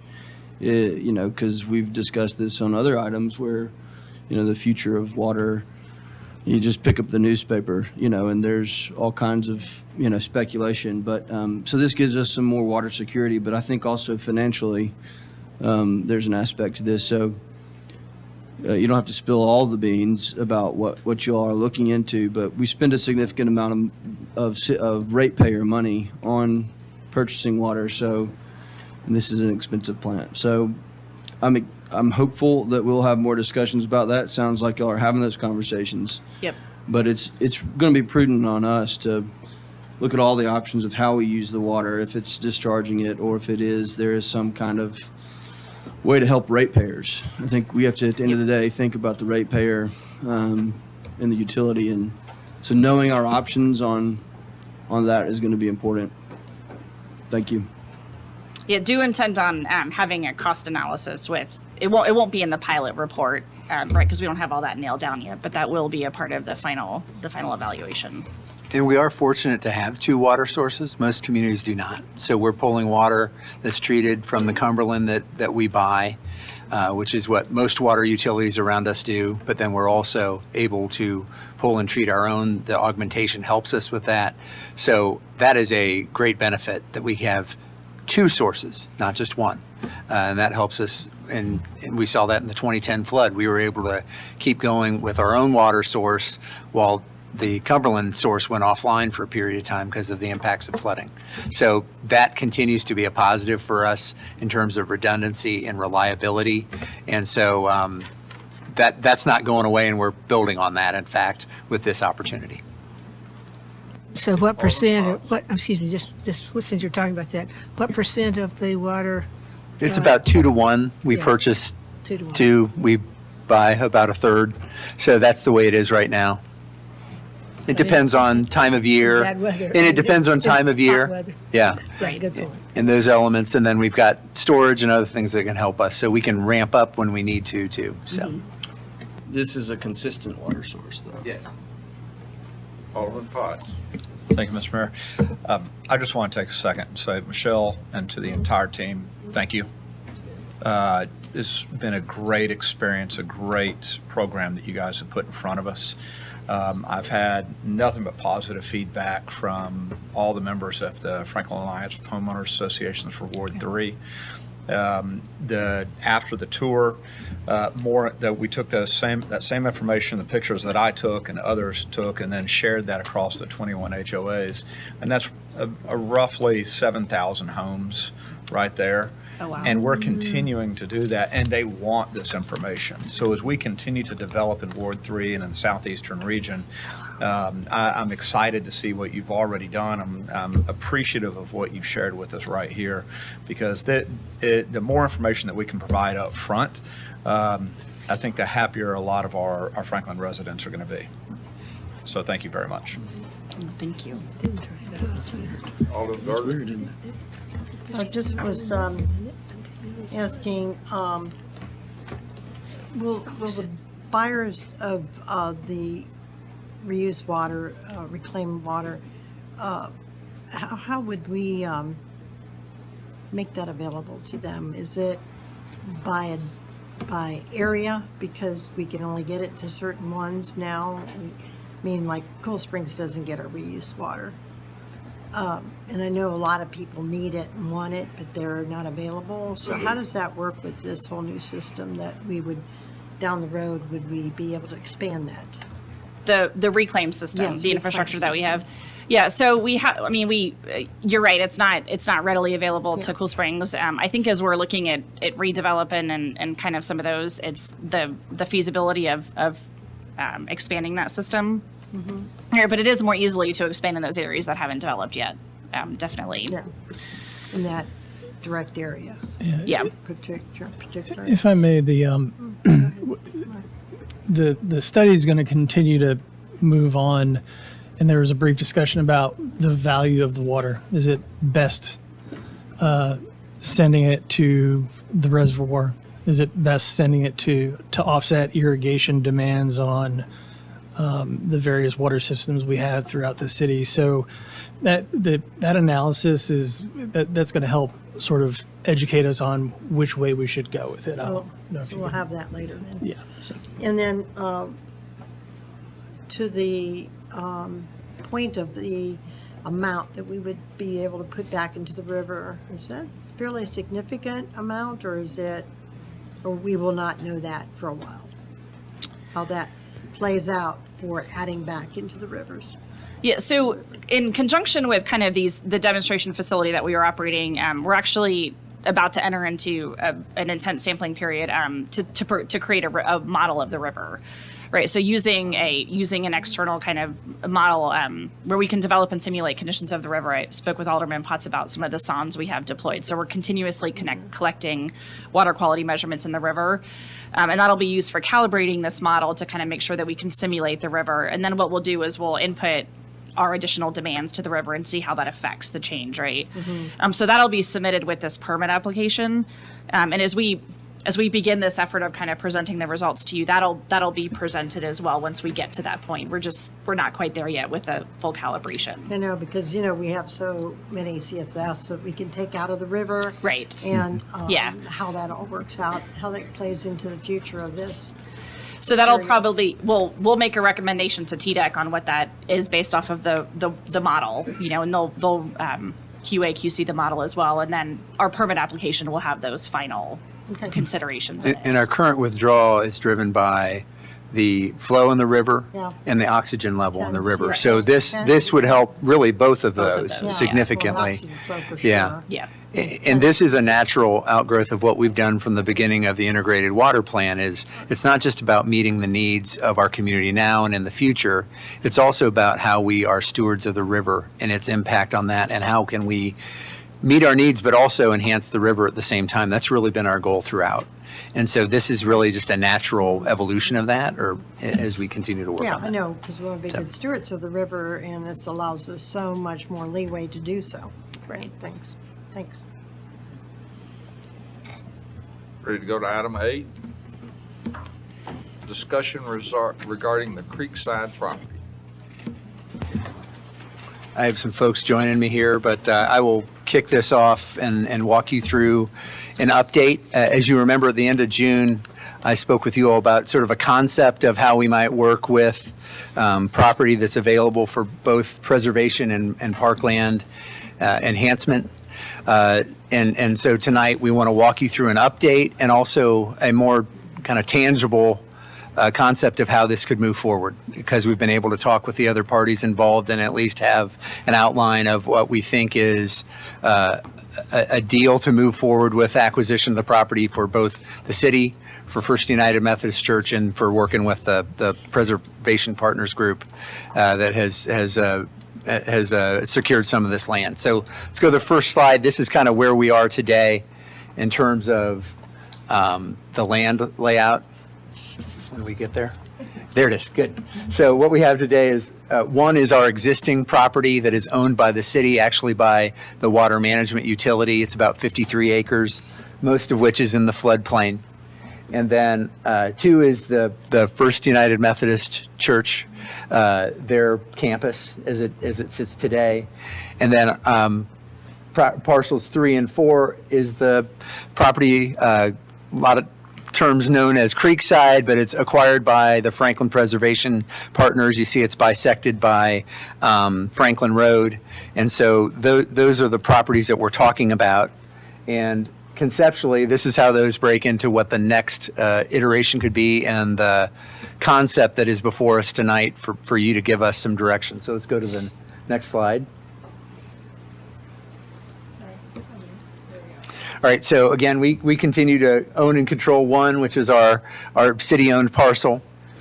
The Franklin First United Methodist Church would carve out approximately 34 acres, which is referred to as the racetrack property. This is directly adjacent to Harlansdale, which is just below that. So it's a northern extension of Harlansdale, and also better connects to our 53 acres along the river there as well. So that is a potential acquisition by the city.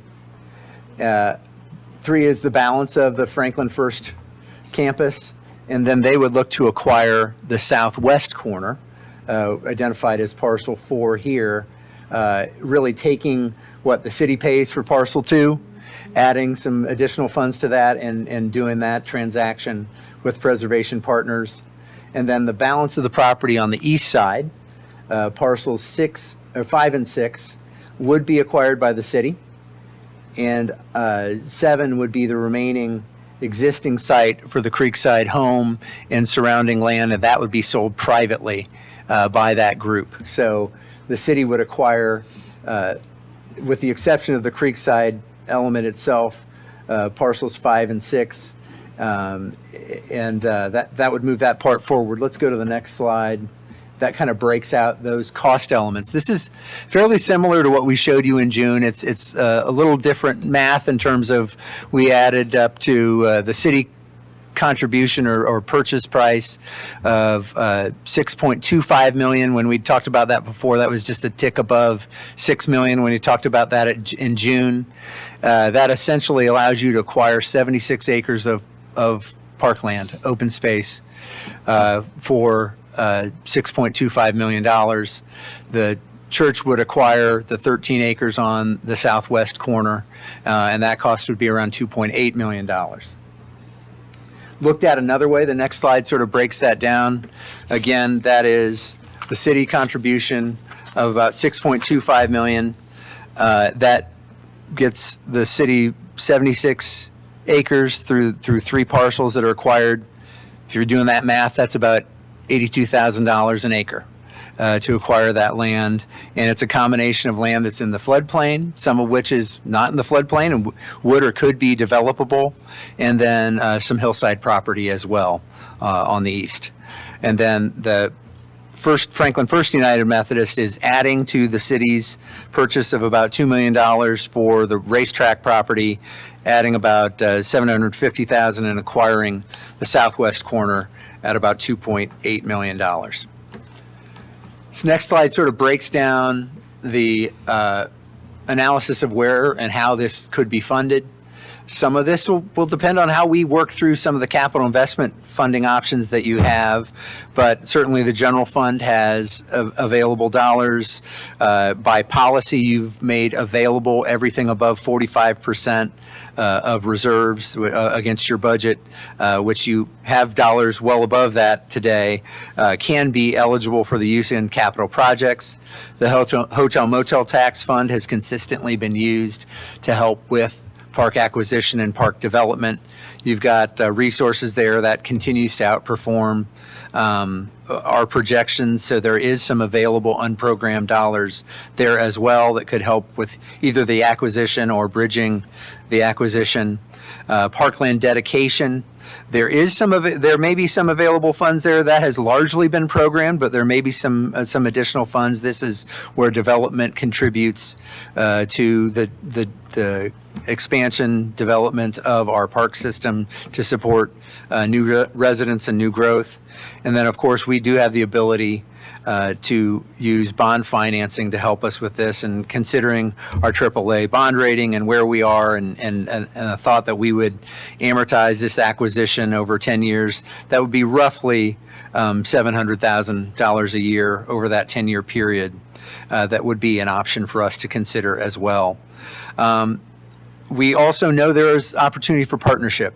Folks like Friends of Franklin Parks, through their work, we believe there may be some opportunity to get some private dollars to help us with a portion of this acquisition, and we will continue to look for opportunities from the grant side as well. So this is sort of a baseline of where we are today.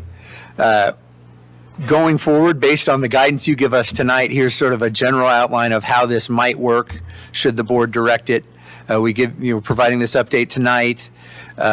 If you're interested in pursuing this concept further, we could provide to you a memorandum of understanding that lays out this transaction and the contributions of each party and how these properties would be conveyed.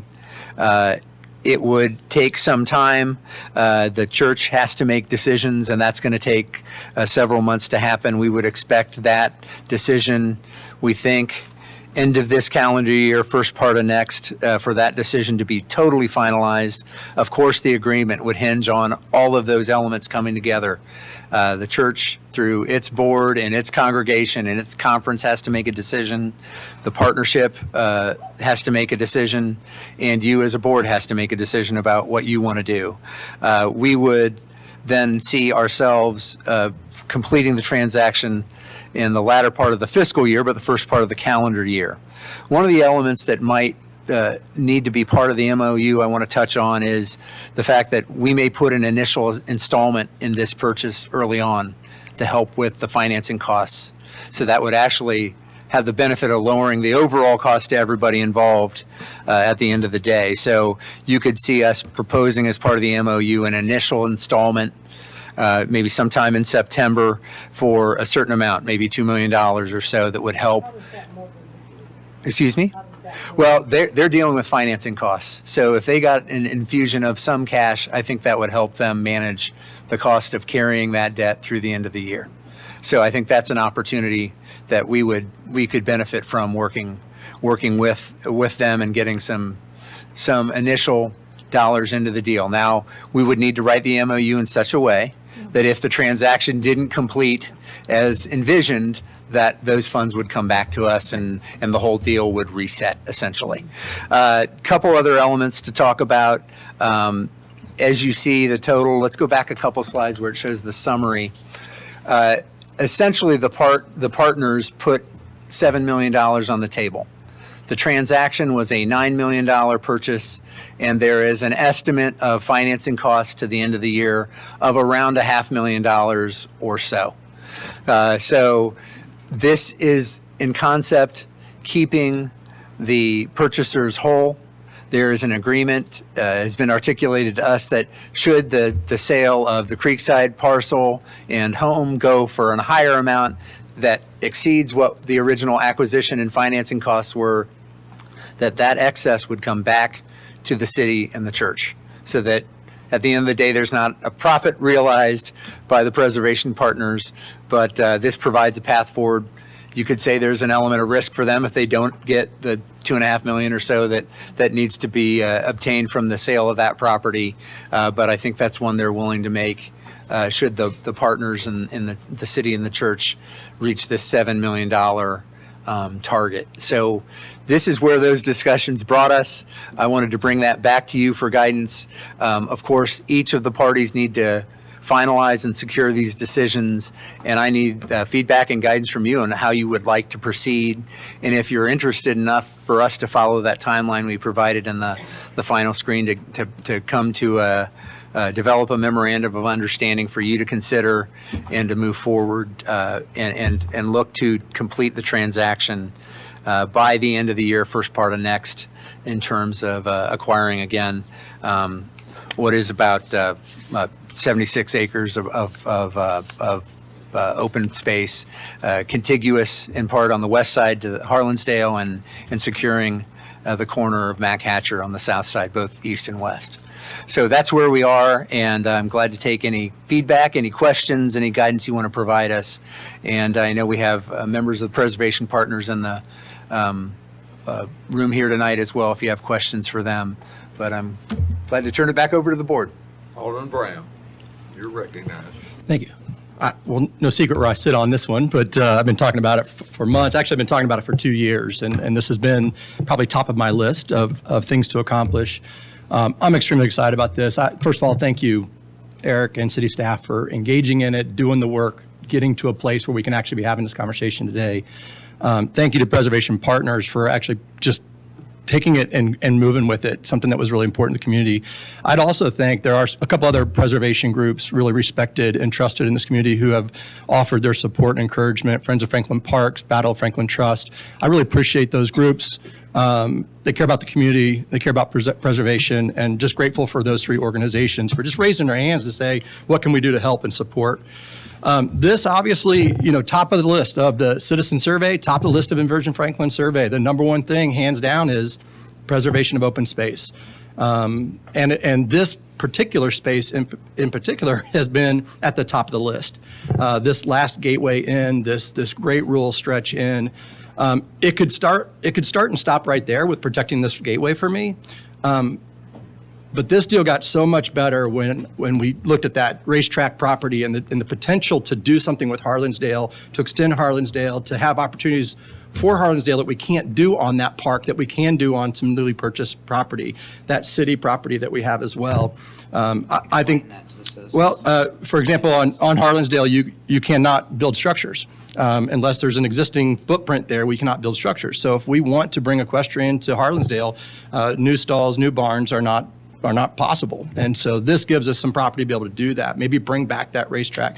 I'm not saying that's what we do, but I am saying that it excites me at the thought of being able to do those things. The other component is that other side, which is you can see the path and the journey towards Roper's Knob, and that excites me to no end. And what that potential is for us to have cross-country meets and hiking trails and just extend for folks this great central park in the middle of our community on top of the open space. So I'm grateful. I'm excited. I know we're spending some money, but I think the citizens have told us this is where they want to spend the money. And I don't think we could do anything better for our city. You know, I often think back to Harlansdale, Eastern Flank. You know, those sat for a while before we programmed them, before we really knew how we wanted to take advantage of them. And look at them now. I mean, people didn't want to do it back then either. They didn't want to buy Eastern Flank. They didn't want to buy Harlansdale. And we did, and they've become iconic treasures in our community. I think this extension is going to be that same thing, and I think when people pull into Franklin, they're going to be excited about it. So anyway, all in. Thank you. Vice Mayor. Tell me again how the church would benefit from the sale of Creekside, the house there. How, if it sold for more than what the value of it was, or whatever the preservation people gave for it, because it doesn't touch anything that affects the church. It only touches what we're buying on parcels 5 and 6. 7, we're not buying. So what I'm saying to you is, the city is dealing with the church between parcels 4, 3, and 2. So where is the sharing of anything over and above whatever the agreement was for parcel 7 then? Well, together, we're putting $7 million into the acquisition of all those pieces of land, with the idea that their target is somewhere around $9.5 million. So to the extent they would sell parcel 7 for more than that, you could make the case that we overpaid for the other property, collectively, church and city. So the idea would be, in some prorated share, that if there was an excess, it would come back to city and the church, because we together put money in to acquire the land. There's an acquisition by church, acquisition by city, and then a private sale. And collectively, their commitment has been, we don't want to make money, but we want to be held whole, right? So to the extent they made anything above that target of being held whole, they would remit that back to city and church, because we together each put money into that, and we would look at a way to bring that money back should it exceed what was spent to do the transaction. Wonderful explanation. Does that help? Yeah. Okay. Other board members? Alderman Potts and then Alderman Blanton after that. Thank you, Mr. Mayor. I'm extremely excited about this. This has been one of my passion projects, not in my ward. I appreciate all the effort that the other aldermen have put into it, but I've spoken adamantly on many projects about Roper's Knob and about its historical importance, the natural piece of it, the opportunity for athletics, the opportunity for trails, all of those pieces. And Alderman Brown he hit it out of the park. This is, when you look at the citizen survey, preservation is number one. We do have an opportunity to link now Harlansdale and to make it grow even bigger. I'm excited about Roper's Knob and continuing and seeing the vision of having individuals being able to walk to the top and see what's been seen centuries ago and what it was like, and being able to tell that story at the top of Roper's Knob. I think this is a great opportunity, and so Eric, yes, we do need to move forward with a memorandum of understanding to get us to that next stage, and then continue these discussions. Alderman Blanton. I mean, I can sing Kumbaya as well, and I do think it's wonderful. I just want to compliment the preservation partners, because we live in a community where ideas are driven outside of this room, outside of the staff. And if you think back to the opportunities that we've had that may not have been understood, how they are celebrated now. And I think this is obviously one of those, that our CIP is so long and our vision is cast as far as we can, but to have other people come alongside and show us the promise of opportunities that we may not be aware of in our pipeline. So thank you for that. Alderman Hanson. like Alderman Brown, that those corners are just precious and valuable and definitely worth preserving. Although I'm interested in moving forward, I'm not interested in providing any money at this time until we do an exhaustive search of how much grant money we can get or how much public-private partnership that we can do. I feel like it's maybe putting the cart before the horse if we don't know where the money's coming from and how much it is.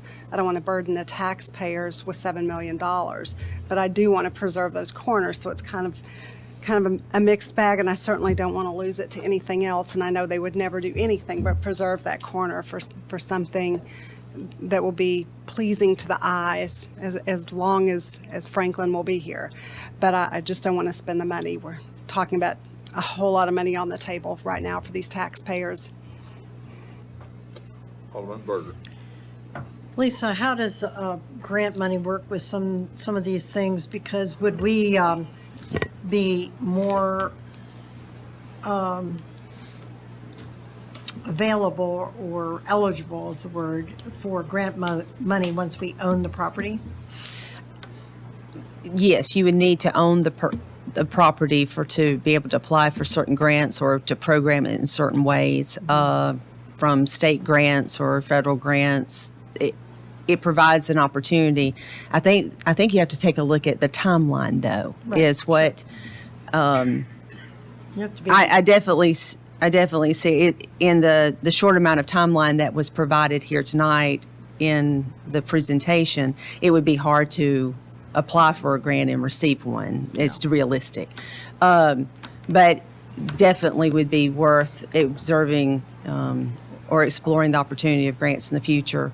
You mentioned public-private partnerships, the same, and not just maybe the few that have been mentioned tonight. There's other opportunities as we see within our community. Once you kind of drill down, if this is where the Board of Mayor and Aldermen would like to go and the community's going, then to master plan that and what that means.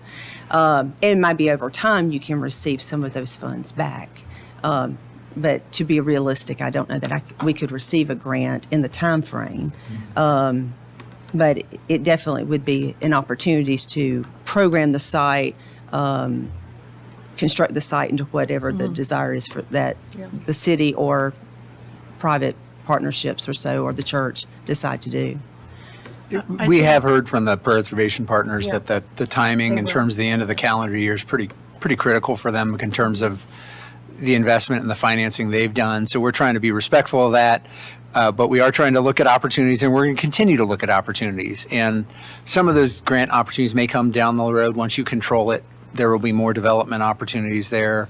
But we hear that too, and we're trying to look at everything we can, but within some time constraints as well. So there's a balancing act to this, I guess is what I want to say. Thank you, Lisa.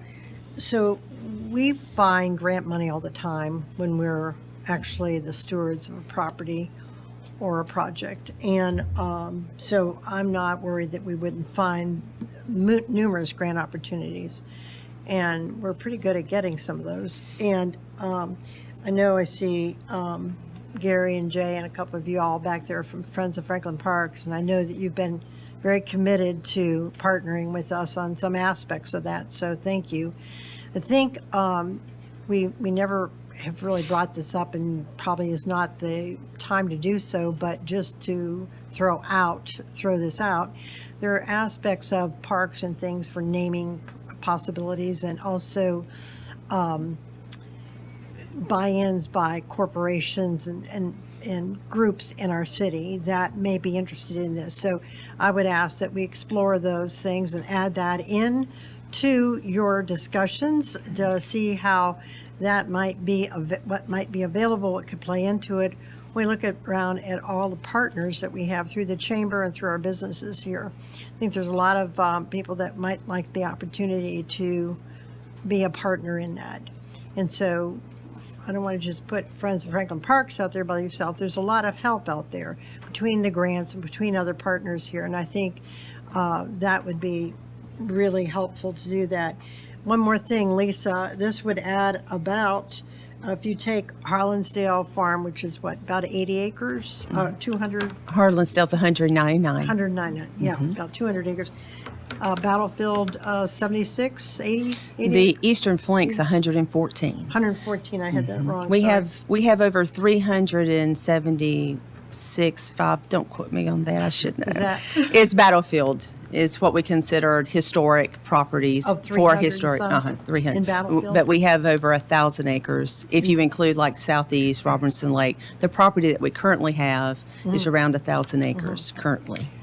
So we've done this before, so all the acreage that we have for parks, any kind of parks, this adds about what?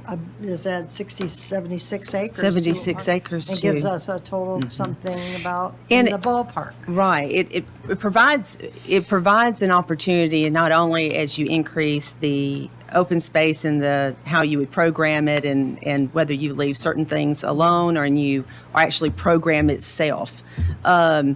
But the connections is the very important part to this, because Roper's Knob is very close, Aspen Grove is very close, the county facilities down the road around Carruthers, and the schools are next to us. So the opportunity to expand that BGA and all of those, to be able to utilize these spaces is very important. Yeah, it's a good point, and for the connectivity as well, for all of that. And I like the other thing that, Matt, that you said about expanding from Harlansdale, and being able to actually put a building there.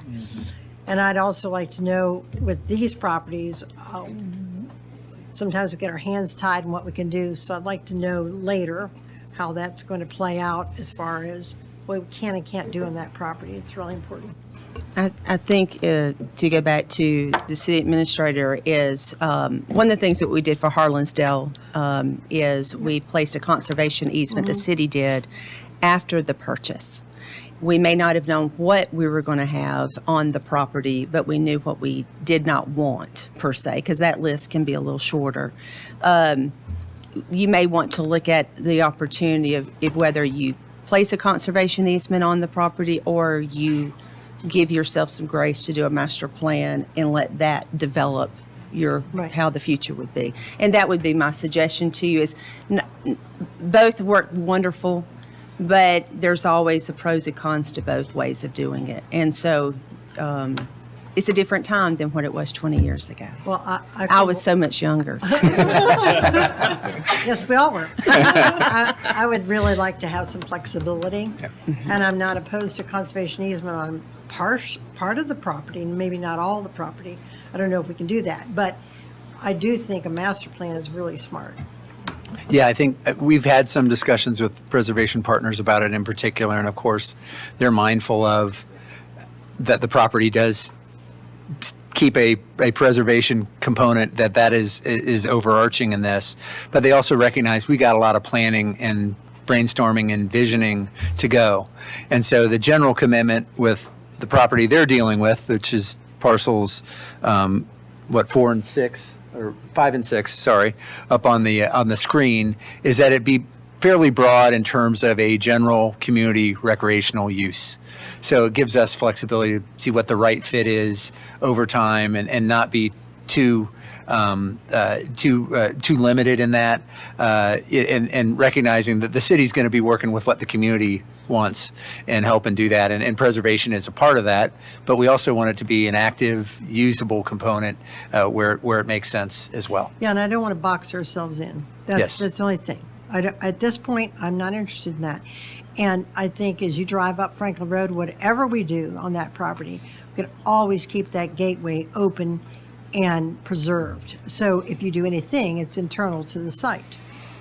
And the church's use is really focused on possible expansion of their parking, which might relate to some building expansion pretty far down the road, I think from their perspective, and potentially an expansion of their giving garden. So it's a pretty low impact use as well, and that may be articulated in part of this as well. But from that point, of course, we're not really a party to that component, but that's the concept that everyone has discussed in piecing this together. Yeah, so. Alderman Baggett, your turn. Thank you. You know, we have, and I got kind of fired up the last time and started preaching a little bit. But we've got an opportunity really here, and I think, man, it's so exciting to see this group here and then see staff come around and see the aldermen kind of hop on board and really believe in this. The citizens demand, when we were walking door to door, some of you all are doing it now, some in the back will soon do it. What you hear at every door is that we cannot allow growth and development to ruin the rural character of our community. And some of you all weren't here when this happened, but Emmeline Acres, about 2 years ago, is what initiated this. And if you were here to know about that development, you would know that about 130 multifamily units that look like big houses on the right, and about, I don't know, 75. I could ask people in the room the numbers, but suffice it to say, about 175 units, you're going to lose this rural corridor. If you go on Google Maps, and I did this last week, and did some flying around on Google Earth, rather, you'll see that if you look around the city of Franklin, this is the only green corridor left. This is the only hint of what Franklin was left in the city, and that's why this is important. It has 4 historic properties, and I am also excited about all of the preservation organizations hopping on board with this, because Creekside is a significant architectural gem of this community. We don't even know a lot about that house because a lot hasn't been done in and around it because of the ownership. There's so much to learn there. The McMahon House is a treasure trove of history. The historic racetrack, and then Roper's Knob. So yeah, when we frame this as we're just trying to make the intersection look pretty, that's not what this is. This is a vision for preserving a green corridor, rural character of this community that gets us to Roper's Knob. And when you think about passive parks in Nashville and other cities, where you can walk on miles and miles of trails, and to think that that is within reach of the city of Franklin in our core, if we do this and make this kind of step over Franklin Road into Roper's Knob, that's energizing. Here's how we're going to pay for it. Guys, we just voted. Citizens, take note. We just voted for a median in Cool Springs for an extra $500,000. Nobody said a word. Really, right? This is $700,000 a year on a bond. And we just extended 2 turn lanes in Cool Springs for $500,000 without discussion. And we're sitting here talking about not making this kind of massive investment in the rural preservation of our community.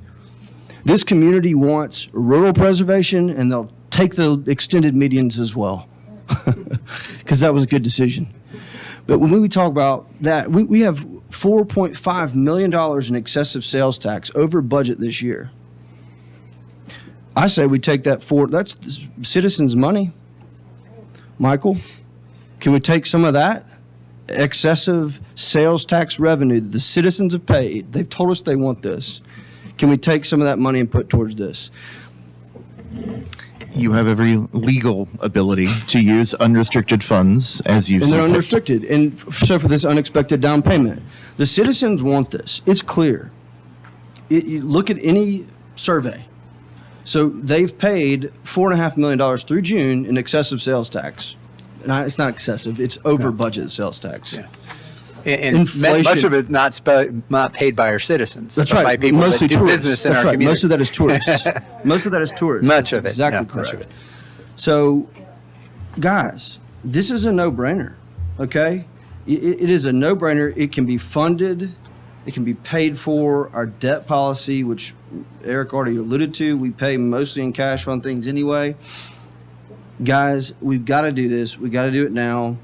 And I appreciate the community getting behind this, because they're gonna. We'll see it. Bring this to us as soon as possible. It's time to do this. You got a comment? Yeah, I think I've listened to most all of this.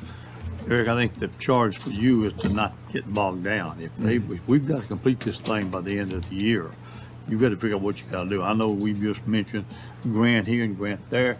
The only thing we didn't cover was U.S. grant from the Civil War. So do whatever you have to do. I mean, I think we all agree that because we acquire 5, 6, and 2 out of this. Figure out where we need to have. Because I think we're working around through the church. I suspect the church is as slow about making a decision as sometimes government is. So, you know, I think you have my blessing to the MOU and see what we can do. Very good. Well, I enjoyed Pastor Baggett's comments there. I'm just jesting with you. I think Patrick makes a great point that $700,000 on a bond for 10 years, and that's just assuming that that's all we do. You know, I really think the parcel 2 is a no-brainer. I've struggled a little bit with parcel 5 and 6 just because I'm struggling to understand what the programming might be there. And you have a pretty significant property still between that property and Roper's Knob. But if there's some way that you can get to Roper's Knob, and this is part of it with trail systems, I think that's good.